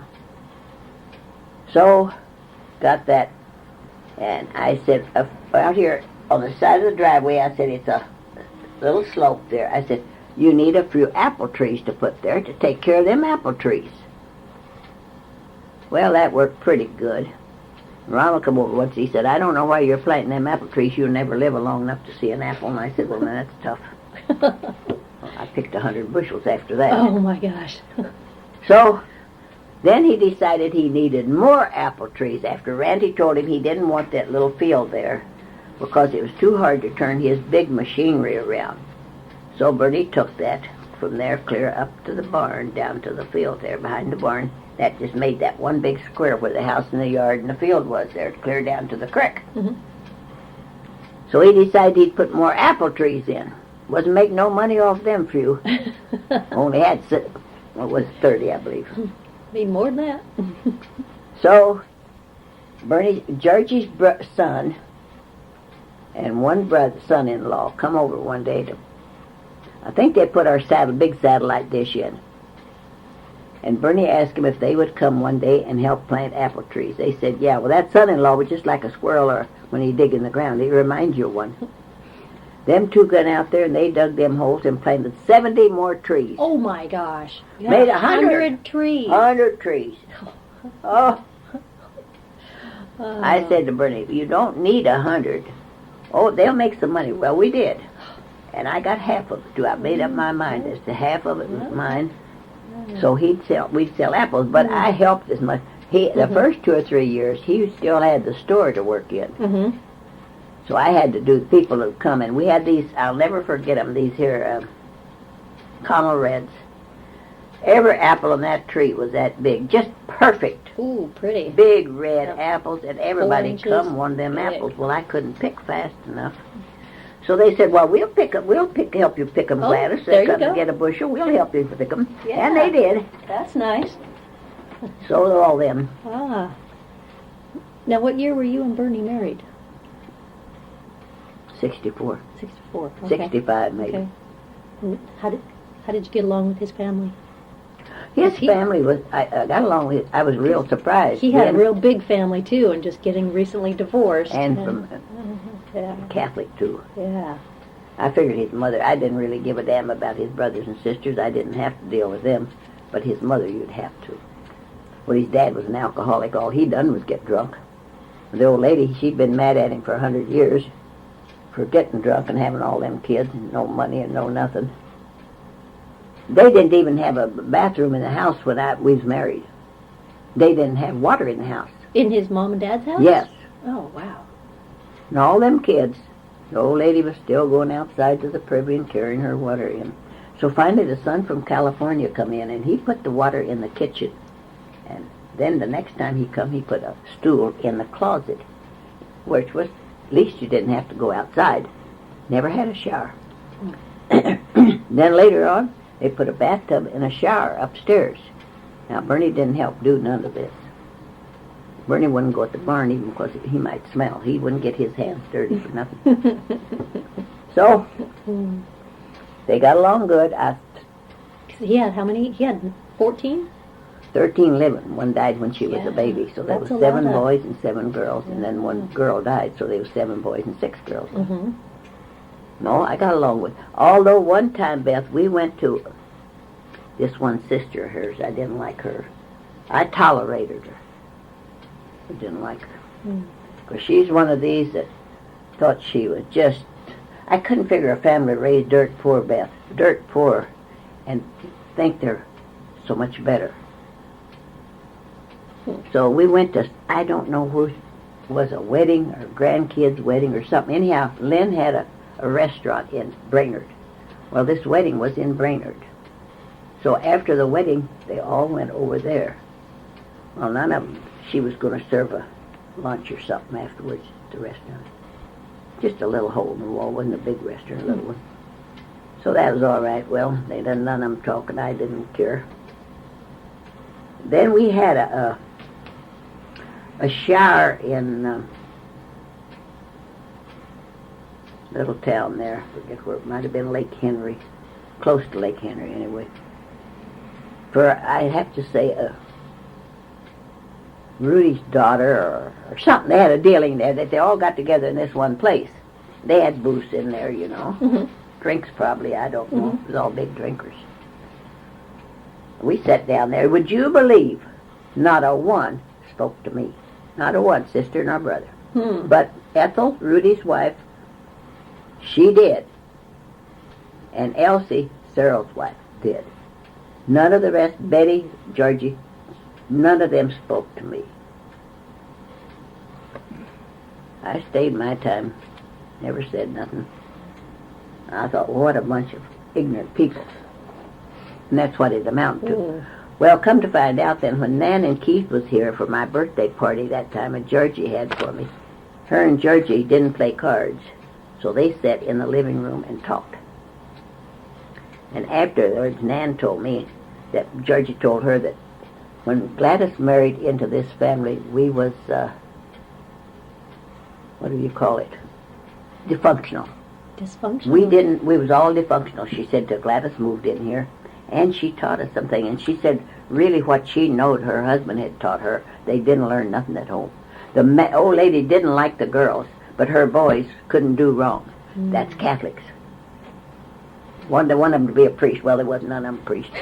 None of them was a nun. And you ended up getting pretty good friends with a couple of the Oh, I did. I got along with them. Yeah, and 'cause you the in-laws. tooling around the country. Yeah, Ethel was good, and Elsie was good. And when I went to see Ethel, when she had her surgery here, they opened her up here to see how much she was plugged up. She was a drinker. She was a smoker. Then Elsie, she died in April. Then Elsie got sick. She had cancer, the liver and pancreas. She only lived 3 months. I went out there and spent an afternoon with Elsie when she was in bed and couldn't get up. I went and spent the afternoon with her and visited with her. She could still visit, but he had to keep rubbing her lips with Vaseline so they were so dry, you know, and burnt. And I stayed all afternoon. Then I never seen no more. Them was the 2 in-laws.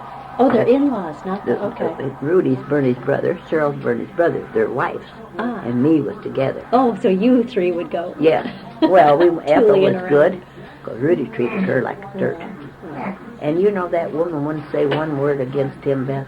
Not one word would she say against him. He gave her plenty of spending money.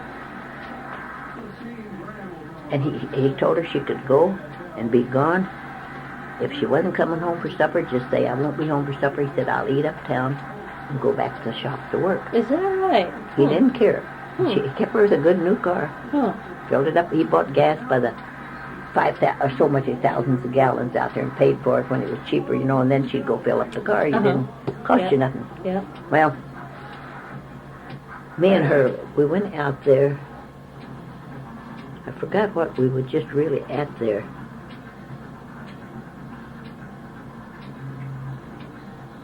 He must have said, we went one time with her, and I must have told you that about us going to Wisconsin Dells. Yeah, to the race. Yeah, that was fun. Was it dog races or horse? Dog races. It was dog races. Yeah. But they're more fun than the horse races. So we got along good on there. Then we went to Cleveland with Cheryl and Elsie, Bernie's brother out there. Him and her was big drinkers, and they had a son that was just as big. Well, that was a regular clown there. Man, this girl, I couldn't believe it. He got drunk. This girl said, come park there, wanted to see him. He wouldn't see her.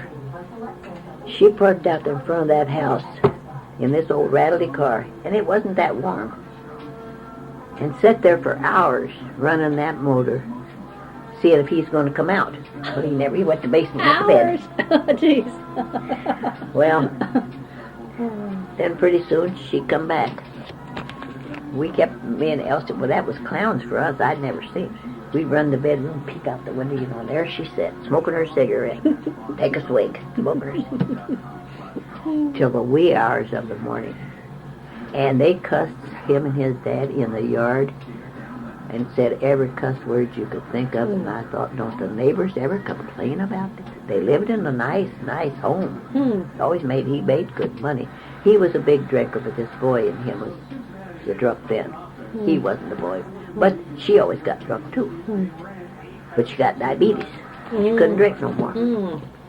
The daughters they still live there. The boy did finally get married, but he divorced from his wife, and they fought till they lost their house. The lawyers got all the money. Oh, no. That'll teach them. No kids involved. So he moved back home. Got him another one. Well, that was a floozy. Seen her, she brought her out there, and I thought, boy, she is a dandy. But the daughter lived there. I don't think this girl ever had a boyfriend. She was one of these kids that was real respectful of older people. That's I've got to say. Respect in you, talk decent, everything. She was fat. And her mother sold Avon. Then she worked at a grocery store, too, a clerk in there. The boy worked too. And it was a big bowler. Went on bowling tournament. Oh, wow. After he quit drinking. So we had more fun there. Never got no sleep, of course. And she stayed up, Bertie's sister-in-law, all night, making cabbage rolls and all these little fancy rolls for breakfast. And I could care less about what we had for breakfast. And I wasn't sure, because we had to laugh. Rudy and me always had this laugh. She smoked all the time, but she could smoke a cigarette with her mouth and just keep on working and walking around there. And Never working. touch it, huh? Never touch it. So one time she was mashing the potatoes. Cigarette. The ashes fell on the table. She just kept stirring. No! I told Rudy that. We laughed about that. Oh, and they'd my come God. down for a visit. Him and her'd get in till 5. She would leave, start walking, maybe miles someplace. Oh, my God. Wasn't going no place, really. They Yeah. got to fight at our house down there one time, him and her. And I expect my piece then. I said, now, if you two want to fight, just go right ahead and fight. But you go down there by the creek. If you want to fight down there. Not in this house. That ended that. Bernie wouldn't say shit to no one but me. And then they was playing cards one night and playing for a quarter a bit on poker. I don't believe in that. I said nickels and dime is good enough, and you don't play for money if you're playing for relatives. If you want to make money, you play with strangers. Yeah, not off your relatives. And they had a big pot of money there. They kept playing, I think, they kept dealing till you got three of a kind or something like that. Everybody bet a dime, or bet a quarter, and they had all these quarters in there. Quite a big pot. Well, finally, Bernie won that pot, and he got so mad and throwed a fit and throwed himself around there. And I said then, no more quarter games at this house. I'm telling you one thing. You play for a nickel and dime, or you don't play here. Mm-hmm. Too much. And I mean, I still say it when they come here. Nickel and dime, or you don't play. Mm-hmm. Yeah. Well, got that all right. She left. And they get in, they'd go after their folks and get into the damnedest battles where them old folks was, all of them getting drunk, fight. They was raised that way. Oh, so that's all And they the knew. girls, because the girls Did would you see call. that candy I bought today? It's in there, bring it in. In here? Yeah, but still where you said it. The Okay. girls would call me and say, we're going to bar hopping tonight, Gladys, you want to go along? You know I don't drink. Oh, no, we don't want you to. We want you to drive for us. Oh, they want you to be the driver. It's over. I said, no. Not that. Oh, God. I would go to dances. Keith played for a lot of them. Uh-huh, Up there yeah. at ballrooms and on television. Yeah. This, That's what you was that's what I thought was good. Yeah. Divinity. And almond bark. Something else. That's good stuff. Something else. Oh, the almond bark. You like Nice. them, boy? Yeah, that's good. Is it all taped down, or is it just shut up? It's all taped down. It is? Yeah.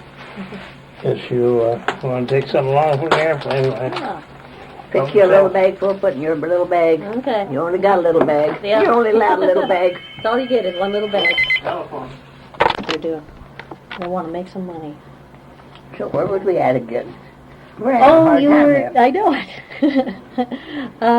it. You were about to tell me you and the girls. Oh, they wanted you to come with so that you could drive and they could drink. Well, I've asked that about once a year. Never will. But we didn't go on there. We did go on trips.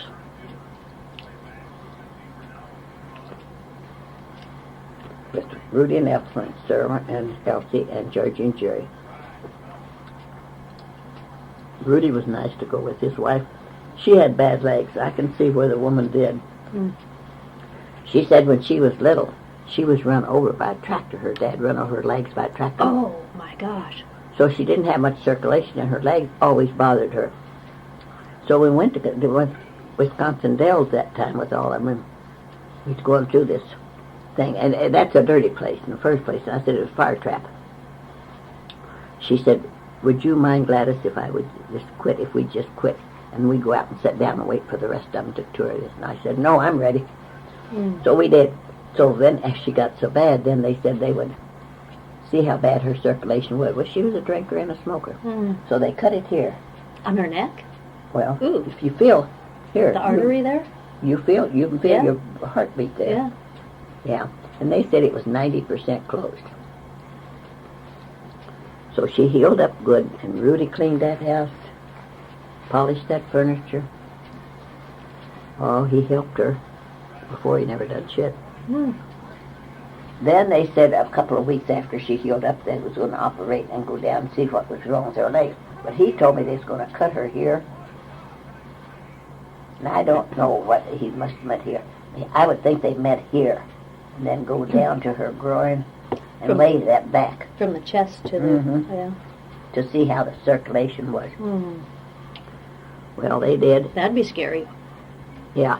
Well, she'd come through that.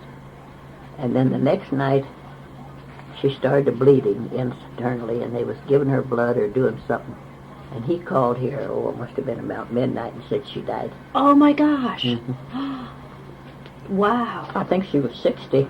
Huh. maybe 66, I'm not sure. Mm. Well, that was in April. Huh. Well, then Elsie got sick. Cancer. She only lasted 3 months from the time she got it till she died. Ooh, that was aggressive. Mm-hmm. Aggressive cancer. Yeah. So she died. Well, then got Joyce out. Mm. Run out of people. Well, me and Joyce out, we decided we'd go. Joy raised pigs and sold them to put her 2 kids through college.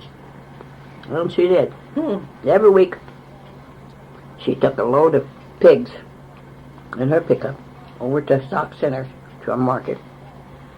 We'd unload them. They would tag them in the ears. Get them all done. Hmm. We'd go out and eat. She'd always said, we'll go out and eat. We did. She'd have a big bowl of salad. But she defeated the purpose of eating the salad. Because she'd order 3 dishes. One of Thousand Island, one of blue cheese, and one of French dressing. These little cups, you know. Mm-hmm. Mm-hmm. Pour all that on there. All of it? All of it. Eat that. Then we'd go home. Well, we had a lot of fun. Because she always said, women can cuss their husbands every way they want to when they're alone. But we won't let no one else do it. Because she always told me, when she made vegetable soup, she had to grind up the vegetables. I said, grind them up? I said, I just cut mine up. No, his boy always ground them up because they're all too goddamn lazy to chew. Funny. She owned a laundromat in Hutchinson. And after he retired from Anderson Chemical out here many years, he worked over there with her. He'd keep the washers all fixed up, greased up and everything. She sewed. She had 2 kids, a girl and a boy. She told me once that girl went to school for 1 month and never wore the same outfit. Wow. She was a seamstress. She made all his suits, Dang. all the kids' suits, all the girls' clothes. Well, she sewed. Took her sewing machine over there, laundromat, sat there and sew. Well, what else are you going to do at the laundromat? Just sit there. Yeah. So then they decided they'd sell their house out here on the lake. They owned a farm over there by us. Then they bought a lake home over here. That's where I fell. At their house? Uh-huh. One time. He was going over there. It just opened. She was going over there, and I wanted to see her house. And I said, I can drive over there, Joyce, but I don't know just how to get around that lake to where you are. But she said, I'll follow you. And she did. But we got in. And she was showing me the house, you know, and all this good stuff in her new home. So I was going to leave and go out to the garage. And there was a stair here you go down, you know, and then down. And it was in the garage. And I stepped down. When I went to take the next step, I did not see a fishing pail sitting there. I stepped on that. That threw me and I fell. Oh. I fell flat on my face, always. This arm. Maybe this one. Forget now. No, I think it was this one. I must have cut myself with my arm and I throwed it out of place and it went clear back up here. Oh my God. And I screamed, oh, you broke it. It's broke clear off. But I grabbed that thing and I pulled it around there. Oh. And I was crying. And she said, oh, I'll get in your car. I'll take you to the hospital quick. And she was scared and she drove my car. Left hers there because we had a little old Ford that Bernie had took over. Chuck didn't make the payment. The Falcon? I don't know Ford what the hell it Falcon? was. So we got that. And she took me to the doctor. Then she called Bernie and told him. And I sat there, Beth, and the sweat just poured off of me. I mean, just poured. That hurts. I wouldn't move it. I held it there. Hurt so bad. Oh. And took that doctor an hour to get there. They asked me what I wanted to eat. And I said, I don't want a damn thing. What are you allergic to? I said, I don't know. I don't give a damn. All the dumb questions they asked me. Finally, the doctor got there, and they put me to sleep. It wasn't broke. It was just throwed out place. Really? Mm-hmm. Oh. Jerked that back in place. My arm turned black and blue from there to there. Oh, pain. So the shoulder was dislocated. Hmm? It was the shoulder. No, It was the elbow. wrist, elbow. Oh, okay. Well, he wrapped me up, put me in a cast, and sent me home. He said, you take 2,400 milligrams of Motrin a day. It got sore, it got purple. Well, I got well. And they did turn it in on her insurance, but she never come over to see me after that. I'm sure her husband bawled her out because her insurance had to pay for it with their house. See. So his rate went up. Probably homeowners. Probably. Mm-hmm. So we never did it no more. I've lost that one. Then up here about 3 years ago, I guess. I've never been fond of this. Bernie likes this stuff. Rich as hell. Yeah, I'm not too big on divinity either. And we was going to Wilmer one day, and we heard that on the radio. And I said, shouts. And I said, Bernie, I said, Clayton must have died. I know he'd had a heart attack. He said, I don't think she said Clayton. I think they said Joy. That was her name. I said, I don't think she was sick. Come to find out it was her. She went on a diet. She went to cities and got this food, you know, like you get to eat. Yeah. So many for a week. Right. She was real heavy. She lost that, got real skinny. I seen her one time up here at the farmer's daughter one night when we went up there, and she said hi, and I didn't know who she was. She's so skinny. I didn't recognize her. Next time I seen her, she was fat. Hmm. Went right back where she was. Yeah. So, it was her. He said, then we went to funeral home, to the wake. They had it up here. And they lived up north sometimes on one lake. I forget what lake it was. Up on Montley, Staples. And he said, you know, we got up and we had pancakes and sausage for breakfast. And they both retired. But she was making dolls. She always making something. She made hundreds of dolls with the heads on, you know, and made clothes for them. Yeah. And all. Rooms full of them, she said. So he said, you know, we just had breakfast and we got up and she got up and was going in there she was going to lay down, and she said, you know, I'm awful dizzy. And he said, I just kind of walked in behind her and put my arms under hers, and she just slid down. Huh. He said, I called 911, and they come. They said there was nothing they could do. There couldn't have been nothing if they'd have been there when it happened, because her brain didn't tell her heart to beat. Oh my gosh. Huh. She was 61. I lost her. Dang. Then all my pals was gone. Yeah, so you put... Then I took Caroline. I Always found one. always had card clubs, though. Huh? Played cards? Oh, yeah. Card clubs? Once a week. She didn't. Hmm. Caroline didn't.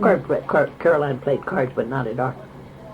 I would have Caroline over to our house a lot of times, and she would serve us drinks, you know, in my house and fix our cakes and help me. Okay. That's nice. But she didn't play unless we needed her. Hmm.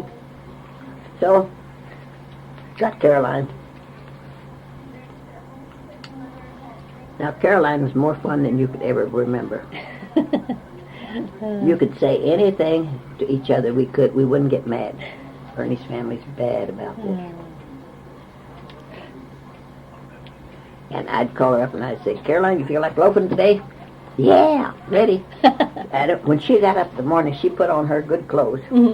Then she put one of these little house smocks over this, what do you call them? Cobbler's apron. Oh, an apron? Yeah. Put that over there. Yeah. So if she had to do anything, she wouldn't get her clothes dirty. She'd take that off. Every time you walked in, she took that off pretty quick. So I'd say, okay, I'll be over there. She lived 10 miles. Over here on 34. I'd get my work done. Gas tank was full. I'd call Bernie or else leave a note or something. We want a little from Caroline. She'd take this big old thing of tea, and I said you'd have either hot tea, mostly cold tea, summertime. And we'd be driving along, and I'd say, Caroline, I'm thirsty. I'll take my cup of tea. So she'd pour a cup of tea. We'd drink that. She'd drink it, put the lid back on. Go on. Half the time we didn't know where we was. Just out driving. And we drove too. And we seen a sign one day. It said, elk. I said, Caroline, we'll go in there. They probably got elk meat to sell. I said, it's pretty good. I feed it to Bernie's sister. We went in there, knocked on the door. I said, we come to buy some elk meat. He said, elk meat? I said, yes, you've got a whole bunch of them out there. He said, lady, do you think I'm going to kill them when I paid $10,000 for that female? I said, well, I thought that's what you raised them for. He said, no. Okay, thank you. Okay. So next time we seen a sign, it said, ostrich meat. Well, I'd eat some of that if it's Joe and Shirley. So I said, Caroline, we go in here and see ostrich meat.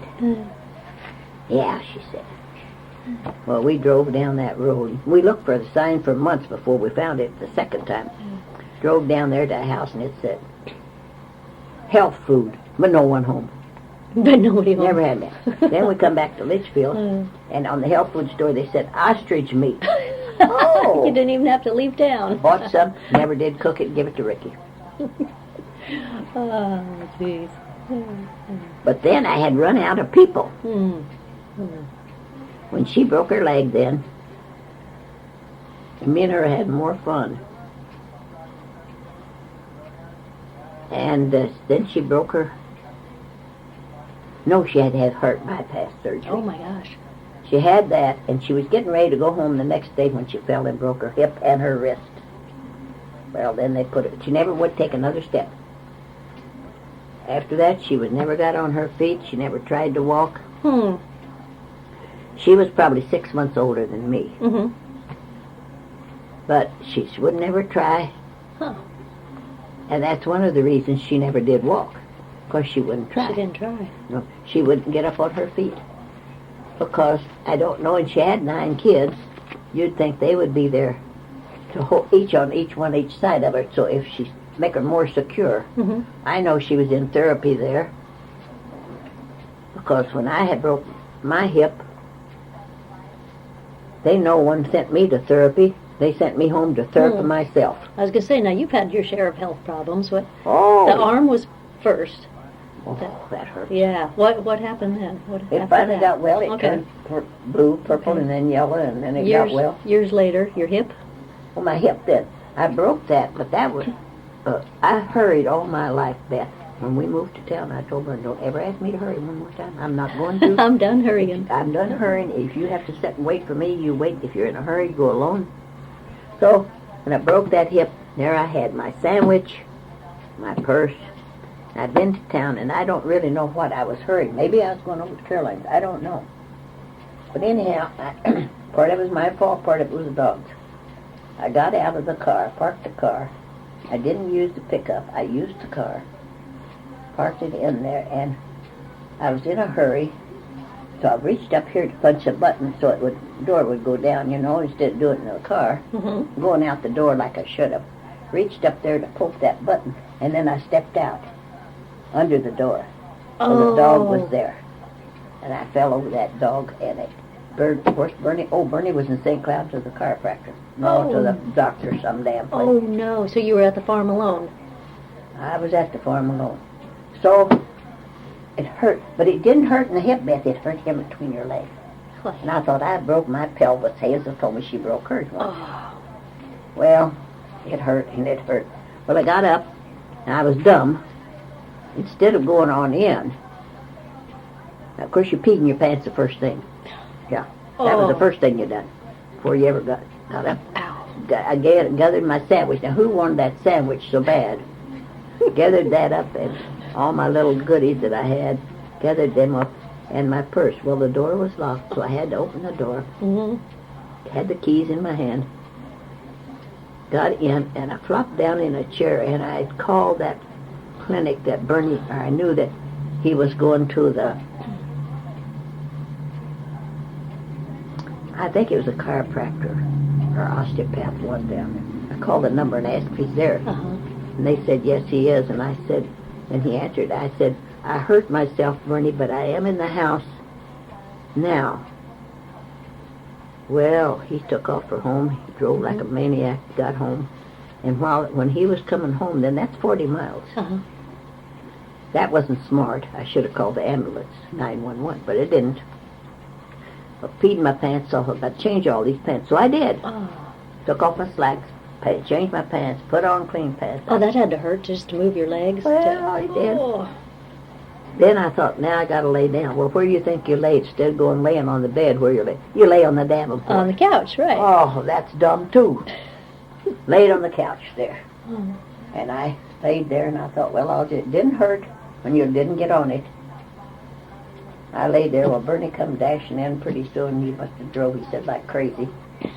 And he dialed 911 then, and the ambulance come. Well, they just moved the coffee table back, brought that breadboard in there, put me on that. But the ambulance don't ride, it rides rough, too. Well, I went to hospital, and he said, well, it's a broken hip. But he said, we will leave you in the morning. We will set this. Now, they must not swell quite so bad there. I don't know. Well, how did it happen? Well, I fell over the dog on the concrete. Ah. Well, you got osteoporosis. And I said, well, I fell hard enough if you didn't have osteoporosis. Broke that bone. I said, more than that, I gathered up all my little goodies and took them in the house. And get my sandwich. My sandwich, didn't eat it then. It fell apart in the first. So I did. I went there, and I got that set the next day. And, of course, I didn't feel it. It didn't hurt, Beth. Never hurt. My hip never, ever hurt. Wow. Then after a couple of days, they said, now you can get up and walk on crutches. Well, my arms were so bad, I couldn't put no weight on my arms, see. So all the underweight went under my arms on my crutches. Hurts. And you're supposed to use your arms, you know, not your underarms. Well,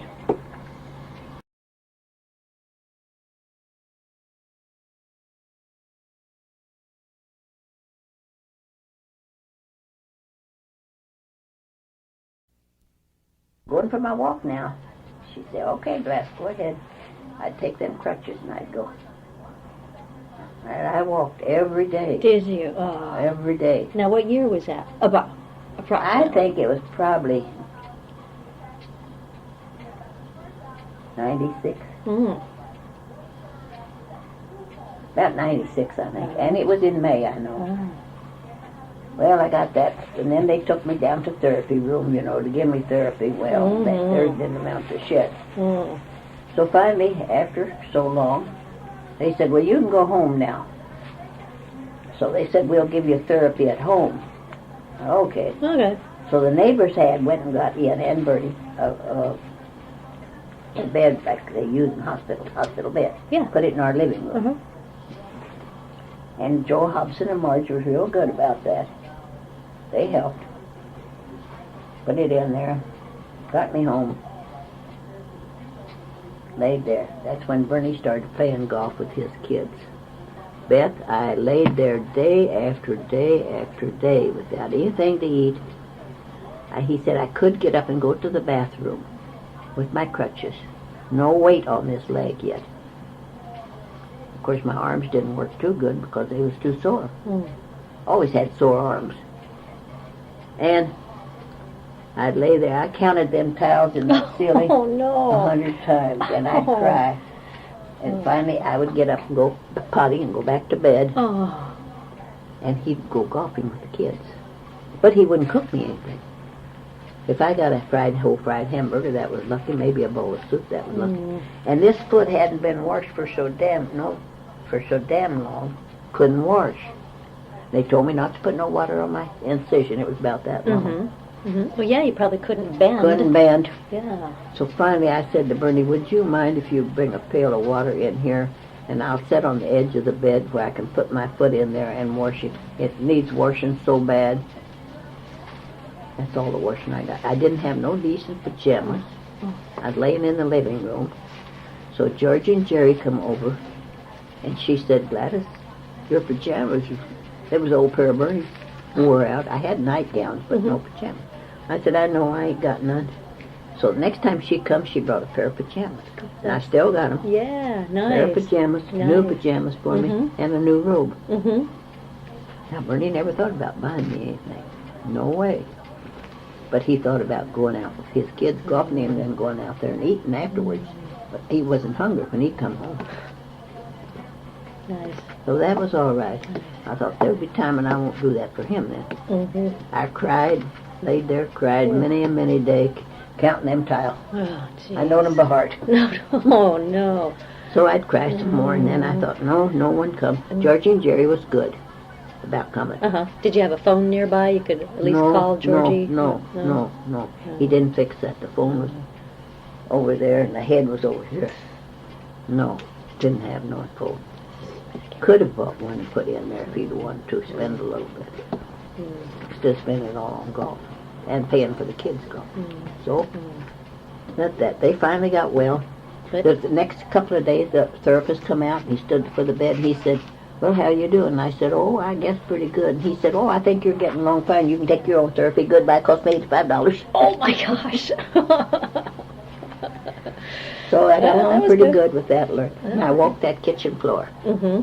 because the kitchen floor had carpeting that was commercial carpeting, like they put in hotels and Yeah. stuff. And it wasn't padded underneath. So was that before or after? Because you had said you broke your ankle? Well, this comes afterwards. Oh. 3 years later. Oh, okay. Got well there. Okay. Ricky had bought that trailer out there, put it in there, and I always felt sorry for him.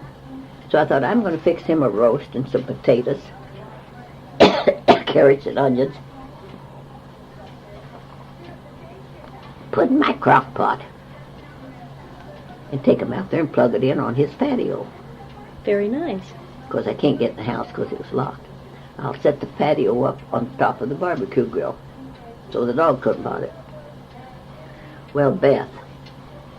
Now, I was dumb again because I get scared. So I tried to get that plugged in, tried to get it around there, and I went around on the outside so that I could plug it in there, and then I thought, well, I'm going to try to lift it up now on there. Well, I fell down, sat down on the patio. Oh. Now that scared me. I tried every way in the world to get up.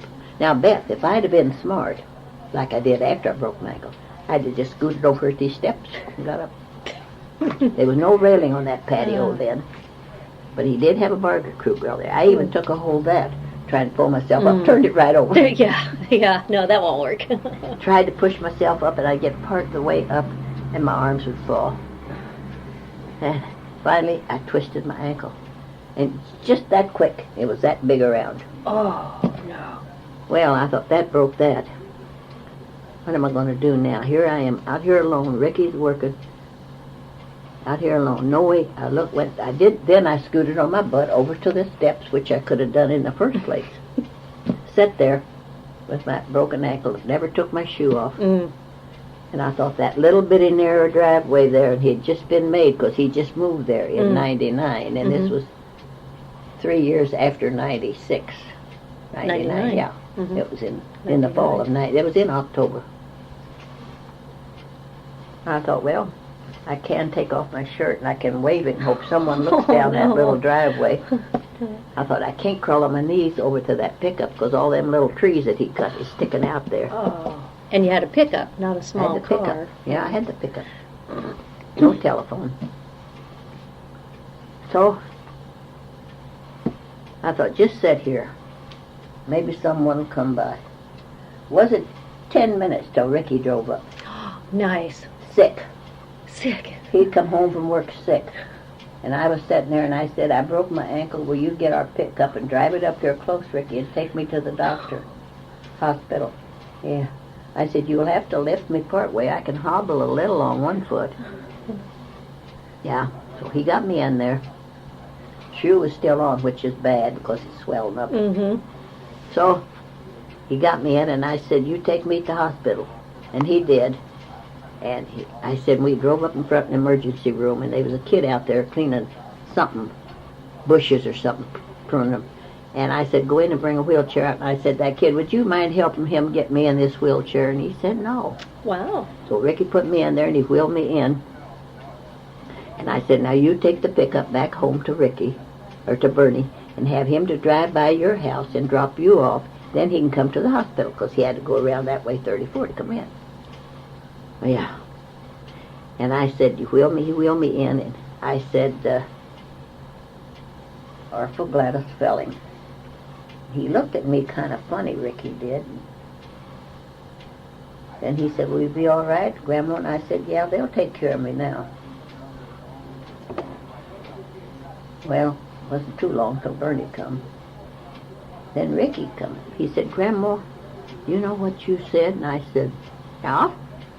He said, you said Arthur Felling. I said, yeah. He said, ain't your name Gladys? I said, yeah, but it is Arthur Gladys. He said, never knowed your name. Oh, my I thought gosh. you got hurt your head when you give him the wrong name.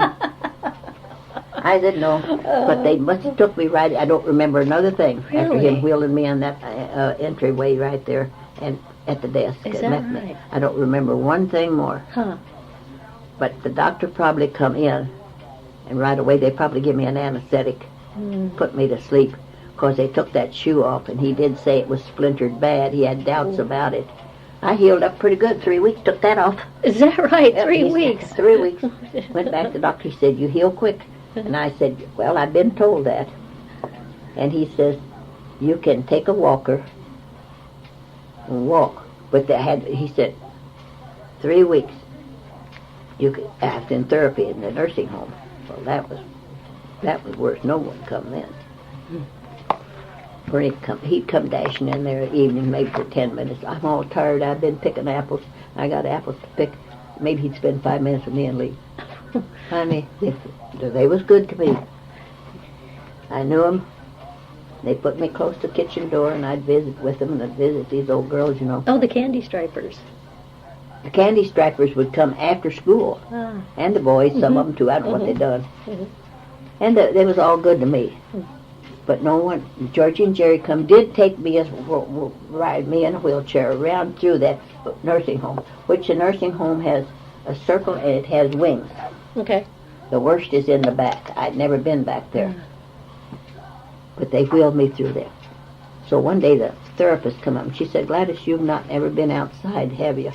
I said, no. She said, I'm going to take you for a walk outside in the warm fall air. Well, when she was walking me, Bernie drove up. He took me and wheeled me right back in. So when I was there 4 days, and I went home, you know. I think I'll go home. But you can't wheel on the carpet. I found that out. Called him up after 4 days and told him I'm coming back. No, you can't wheel on carpet. I said, I'm here by myself. I can't feed myself. I can't reach in the cupboards. I can't walk. I can only go to the bathroom, and it ain't easy then. Come back. Can I come back? And they said, come on, Gladys. We'll give you the same old room. And they did. That's great. So, Heck yeah, everybody there to wait on you and yes, feed you, so I somebody did. I to visit stayed with. there. Yeah. And I'd go in and watch Judge Judy at 4 o'clock. Told them not wake me up for breakfast, no 7 o'clock. I don't want to. I don't get up till 10 o'clock, and I ain't about to start here.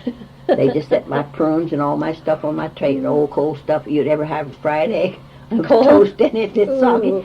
I didn't eat that, but I survived. Did lose 7 pounds, which I could afford it. I had one shower Ooh. that month. Hmm. One more than I had at the hospital. Hmm. One more than I had at home. Hmm. So, put me in this chair, and they put a big plastic bag over me, wheeled me in there to give me a shower. Well, then the nurse therapy comes. She was good, and she'd come in and take me in there. And one day they said, well, we've got to see how well you can stand on one leg, how long. Oh, I said, that ain't nothing. But what was I doing? Washing their dishes. What? Washing their dishes in that therapy room where they serve ice cream and stuff. Ah. I stood there and washed them, and I said, you know what you're all doing? You only want me to wash all your old dishes, not for me at all. That's right. There ain't no therapy here. No therapy here. They just laughed. So then she was going to put me a sock on, booty sock over there, and it wouldn't go on. I said, stretch the hell out of that damn thing. She said, I'll stretch the hell out of that damn thing. So they'd always come in my room afterwards, and we would visit. Get my therapy to me. Yeah. Stayed there that month. Hmm. Well, they was nice to me. Yeah. Then, after that, I felt this breast and it had a lump in there. Felt about that big. Kept feeling that, kept feeling that, kept feeling that. I was kind of worried about that. Huh. Went to the doctor. He said, well, there is a lump there, but he said, I wouldn't want to say it was cancer, but knowing the history that you all have and your sisters of cancer, I would say we better take a biopsy. So they did. Come back west. It was cancer. Really? So I talked to this doctor, and I said, now this one here, this one feels all right, this one don't. He said, I said, now I'm at this age, and I must have been, well, it was just, must have been about 90. Wasn't too long after I fell and broke my ankle. Huh. Nope, broke my tailbone before that. What? Well, yes. I was up on a box trying to hang drapes. And the curtain, the window had one of these little things you turn to lock it, you know, a little knob up there. Yeah. Well, I thought it was locked. So I took a hold of that, and I was trying to hang on to that and do something up here, stand on that box. The thing turned, my finger turned, and it was nothing there. Oh. The knob turned. Fell back, I was 12, just between the Davenport and the chair. I don't know how long I remember these stars, all these stars I've seen. Mm. I don't know how long I laid there Oh. or nothing. I was home alone. Every time I was home alone, all alone. I laid there, and I remember saying after I woke up, Gladys, you've really hurt yourself this time. Oh. Well, I laid there for a while, and I thought, well, I better see if I can stand up. So I did. I turned over. It didn't hurt. Stood up. No, I crawled over to the phone, called Bernie again. No, you haven't learned yet, 911. No, called him again. And I thought, well, it don't hurt. Walked, didn't hurt. But the third day, you couldn't sit. I couldn't get up when I laid down. It hurt so damn bad you broke your tailbone. Doctors, what's the doctor? He said there's nothing you can do for that. There's nothing they can do for that, yeah. Well, that really hurt. So Caroline come over to see me one day, and to get out of bed, I would lay down to rest. To get out of bed, I would make myself real stiff on the bed.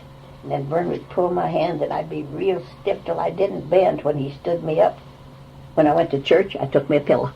Oh, Sit yeah, on them that hard pews, yeah. Well, that took a long time. Well, then after I got that well, when I found that lump and went to the doctor, and he said, I said, would you advise have both removed or one? I said, now if I was your mother, what would you tell her?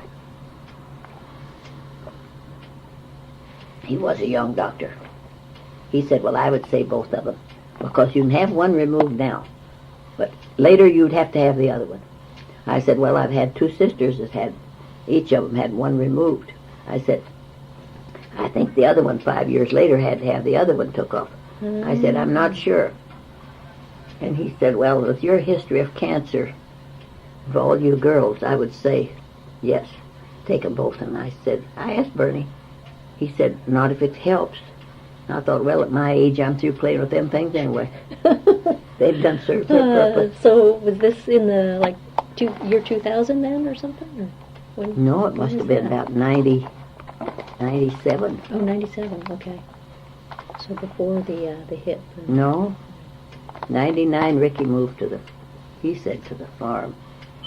I just don't know when it was. I know we went down there afterwards. Is that scary this time of night? Little old beat up thing. You were just telling me about the breast cancer. About what? The breast cancer. Oh, it's about the breast cancer. Yeah. Yeah, well, got that. Ended up taking both off, huh? Well, I talked to Bernie and I said, do you mind? He said, no, I don't mind. So, I showed the doctor. Yeah, take them both off at once. Won't have to come back in 5 years and have them done again. Now, how long did that take to heal? That had to be a while. Are you kidding? Uh-uh. No. Really? I'll cut from here, clear around. That's why my arms hurts worse now. All these muscles was. Then this one, he didn't do a good job. He left a flab there, and I got mad. I couldn't lay on that side. It hurt. I told him, you got to do that better. So he cut it open again and took out some of the meat. Well, that made that arm worse. Jeez. Heard ever since I've had it done. Oh, jeez. So? Oh, no. No, about 4 days out of that hospital. I Oh, don't think that guy had enough experience for that. wow. Well, he was surgeon. Hmm. And so, got along pretty good. Hmm. I shouldn't do this. Much better peanuts than them others. Yeah. Yeah, I knew it So we right. got that all done. So that brings Got us that up. healed up good. Pretty Yeah, much they to didn't the put no present. stitches in. They might on the inside, I don't Oh, know. they used the tape. Little tapes. Yeah. And told me not to wash them off or not to pull them off. They'd finally fall off. Well, I Yeah. thought they never was going to fall off. Had. But they did. Uh-huh. Finally fell off. Mm. And I did. I healed up real quick. Because it was 4 days later when Bernie went in the hospital. Gosh. What that the is hell fun. did he go in for that time? I remember being just, your gallbladder. Hmm. 4 days later, then he's in the hospital. Mm. Well, there I was. Back and forth. Went in there to see with him. Then Dr. Prasad, the surgeon. I didn't have him to do it. See, I went over to this other clinic. You would have probably been better. Might have been, The Indian, but the doctor, from India. yeah, them foreign doctors is pretty good. But he's nice happy. But You're always a little apprehensive, you know. Mm-hmm. so when Bernie went in, his daughter come down. When Bernie's in there, get his gallbladder took out.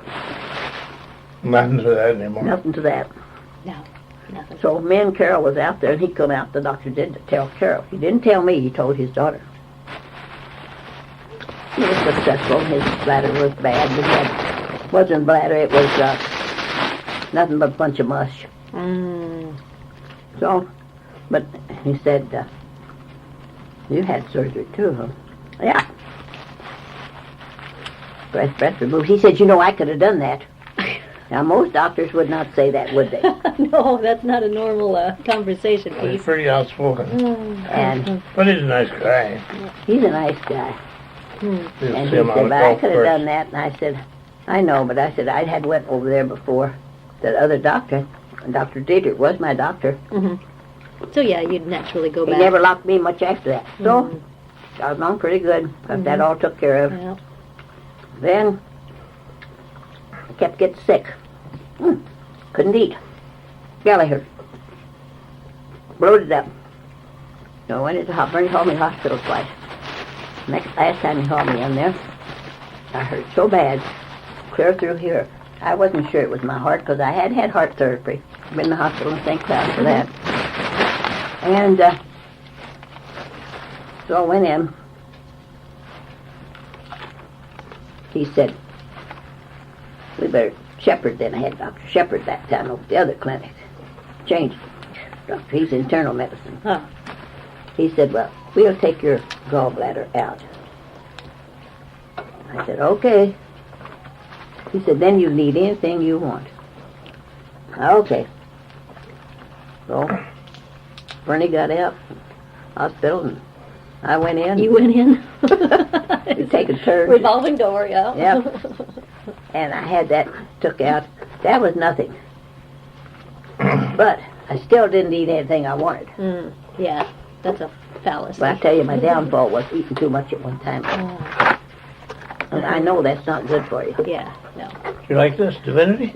She took her out a little bag Does full it? to take along. no. That all? Hmm. I can't eat a whole lot of sugar. It'll make me sick. Sick. I don't eat. I'm Yeah. not. Peanuts pretty good to me. Peanuts are good. So, got that took That's care all? of. Okay, I'll put 'em Peanuts. I'll put some in the bag. Okay. You know what the bags are. Yeah, yeah. The last drawer. Yeah. So when was it that you guys decided to sell the farm? Well, when Bernie got sick, he couldn't do nothing, and I was sick, I couldn't do nothing. So 2 years in a row, his brothers and sisters come to pick the apples. Oh, is that right? They all come at one time with potluck. Uh-huh. Now, I mean, they were some picked, some hauled, and some sorted. Mm-hmm. I mean, tell you, they was just going to town. And they kept telling Bernie, you're going to have to sell this place. Ah, Bernie said, never. Yeah, never. Carol said, well, he had to sell his. I don't know who else had to sell theirs. So finally he got so after the second year, he just decided he's going to have to. So he said he was too sick to do anything. I was too sick to do anything, but I didn't know what was wrong with me. I didn't know these here cholesterol pills would make you have muscle soreness either. Didn't know that Till I either. read it in the paper. Well, I was madder than hell then. Mm-hmm. I was taking Mevacor. Quit that. Moved in here. I couldn't hardly walk. I was so sore. Oh, arms were so sore, legs were so sore, everything was so sore. Moved in here, couldn't do nothing. She was Jenny was miserable. good. She come Yeah. and helped me move, Yeah. unpack stuff, but she got paid good. I gave her $500. Jenny? Oh yes, for helping me move. You don't know if the kids do it for nothing. She ain't a kid, she's a grandkid. So she put all the cupboards away, all the things in the cupboards and canned goods and everything. Georgie helped a lot, too. Georgie cleaned, Jenny Yeah. put away. Jerry sat there and unwrapped all the dishes that Dolores had wrapped, Bertie's sister, to move here. And I probably wouldn't have wrapped them. I'd probably set them in a box and hauled them in here. She wrapped every one of them. Jerry unwrapped them, handed them to me, and I put them away. Jenny did come and put all the curtains up, all the curtain rods up. Jenny all helped a lot. Jerry didn't help do a thing on that. Jenny. Jenny done all of it. That's what I said. She put up the curtains, the curtain rods, and put all the spices away and the canned goods and stuff in there. Mhm. But you couldn't find it after you put it away because back, like you said, them cupboards so deep you couldn't see nothing Cupboards in are there. deep, yeah. Yeah. So, got that done. I gave her $500. Yeah. Now this is a cute little house. I like it. I do too. Yeah. So, that's that. Hers? This one. Oh, Yeah, yeah. this one. Yeah. You So then- said you searched for a little Well, bit. for us, it's ideal. Yeah. Bernie said Randy Warden was farmed our land, so Bernie told him he's going to have to sell the farm. He I said, called him. oh, you called him. I don't know what He you was do. out in the field. I never know what you do. And she called back and she says, Randy said, don't do nothing until I talk to you. So he did. He said, I'll take it. Never even asked what he was asking or nothing to start with. Never quibbled about it or nothing. We didn't have that much farmland on there. We had a lot of wasteland.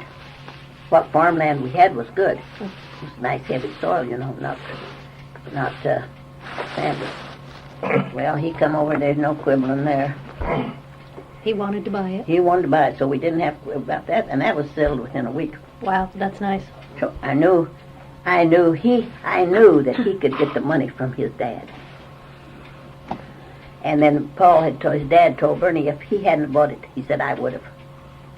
Yeah, Or see, he lived up there close by, easy to get to. he told Randy that, too. And so then Randy didn't want the house, the home site. He just wanted the farmland and the slough land all wet with that. Them's good peanuts, the others are not. Salty. Well, them others are salty too. These are real salty. Not too bad. So, Oh, Clint and the old lady. so then he come over and he paid. We were starting that all fixed up. Mm-hmm. Paid most of it. 5 years on contract, which wasn't bad. He didn't want it. He wanted to pay cash for it. I said, no. And I told him what the heck was that? I told him don't know what they're 8%. doing. And then he fiddled around a little bit. And then he wanted to know if I would go down 1%. So I said, well, okay. We went down 7%. But I says- 7% interest. I says that we don't want the money all at once. We want it over 5 years. But he did. He paid $135,000 to start That's with. good. So we got that all settled. Went to the lawyer, got that done. Moved in here. Been here about 4 years? This 4 little years house? last August. Little house? Yeah, Was cute it little 4 house. years? Yeah. What Okay. year did we move? 01? 02. 02? 02. I'd have to look at this. I don't have to look, I know. Lot The to go, last Bill. payment, Okay. last payment we received will be 07 in August. Okay. That So, pretty much covers it all. 07? 07, coming up. I think I did forget to ask I had you 2 of them coming in. what your birthday was, though. What? Your birthday. I forgot to ask you what day. Was that any of your business? Actually, yes. That's what I told Bernie's sister. Is that any of your business? And you did tell me the year, but you didn't tell me the day. 28th of September. September. Oh, okay. All right. Okay. Then I have to say today is December 19th, 19th, ain't it? 18th. December 18th, 2006. Yeah. Now, if it was Gary, he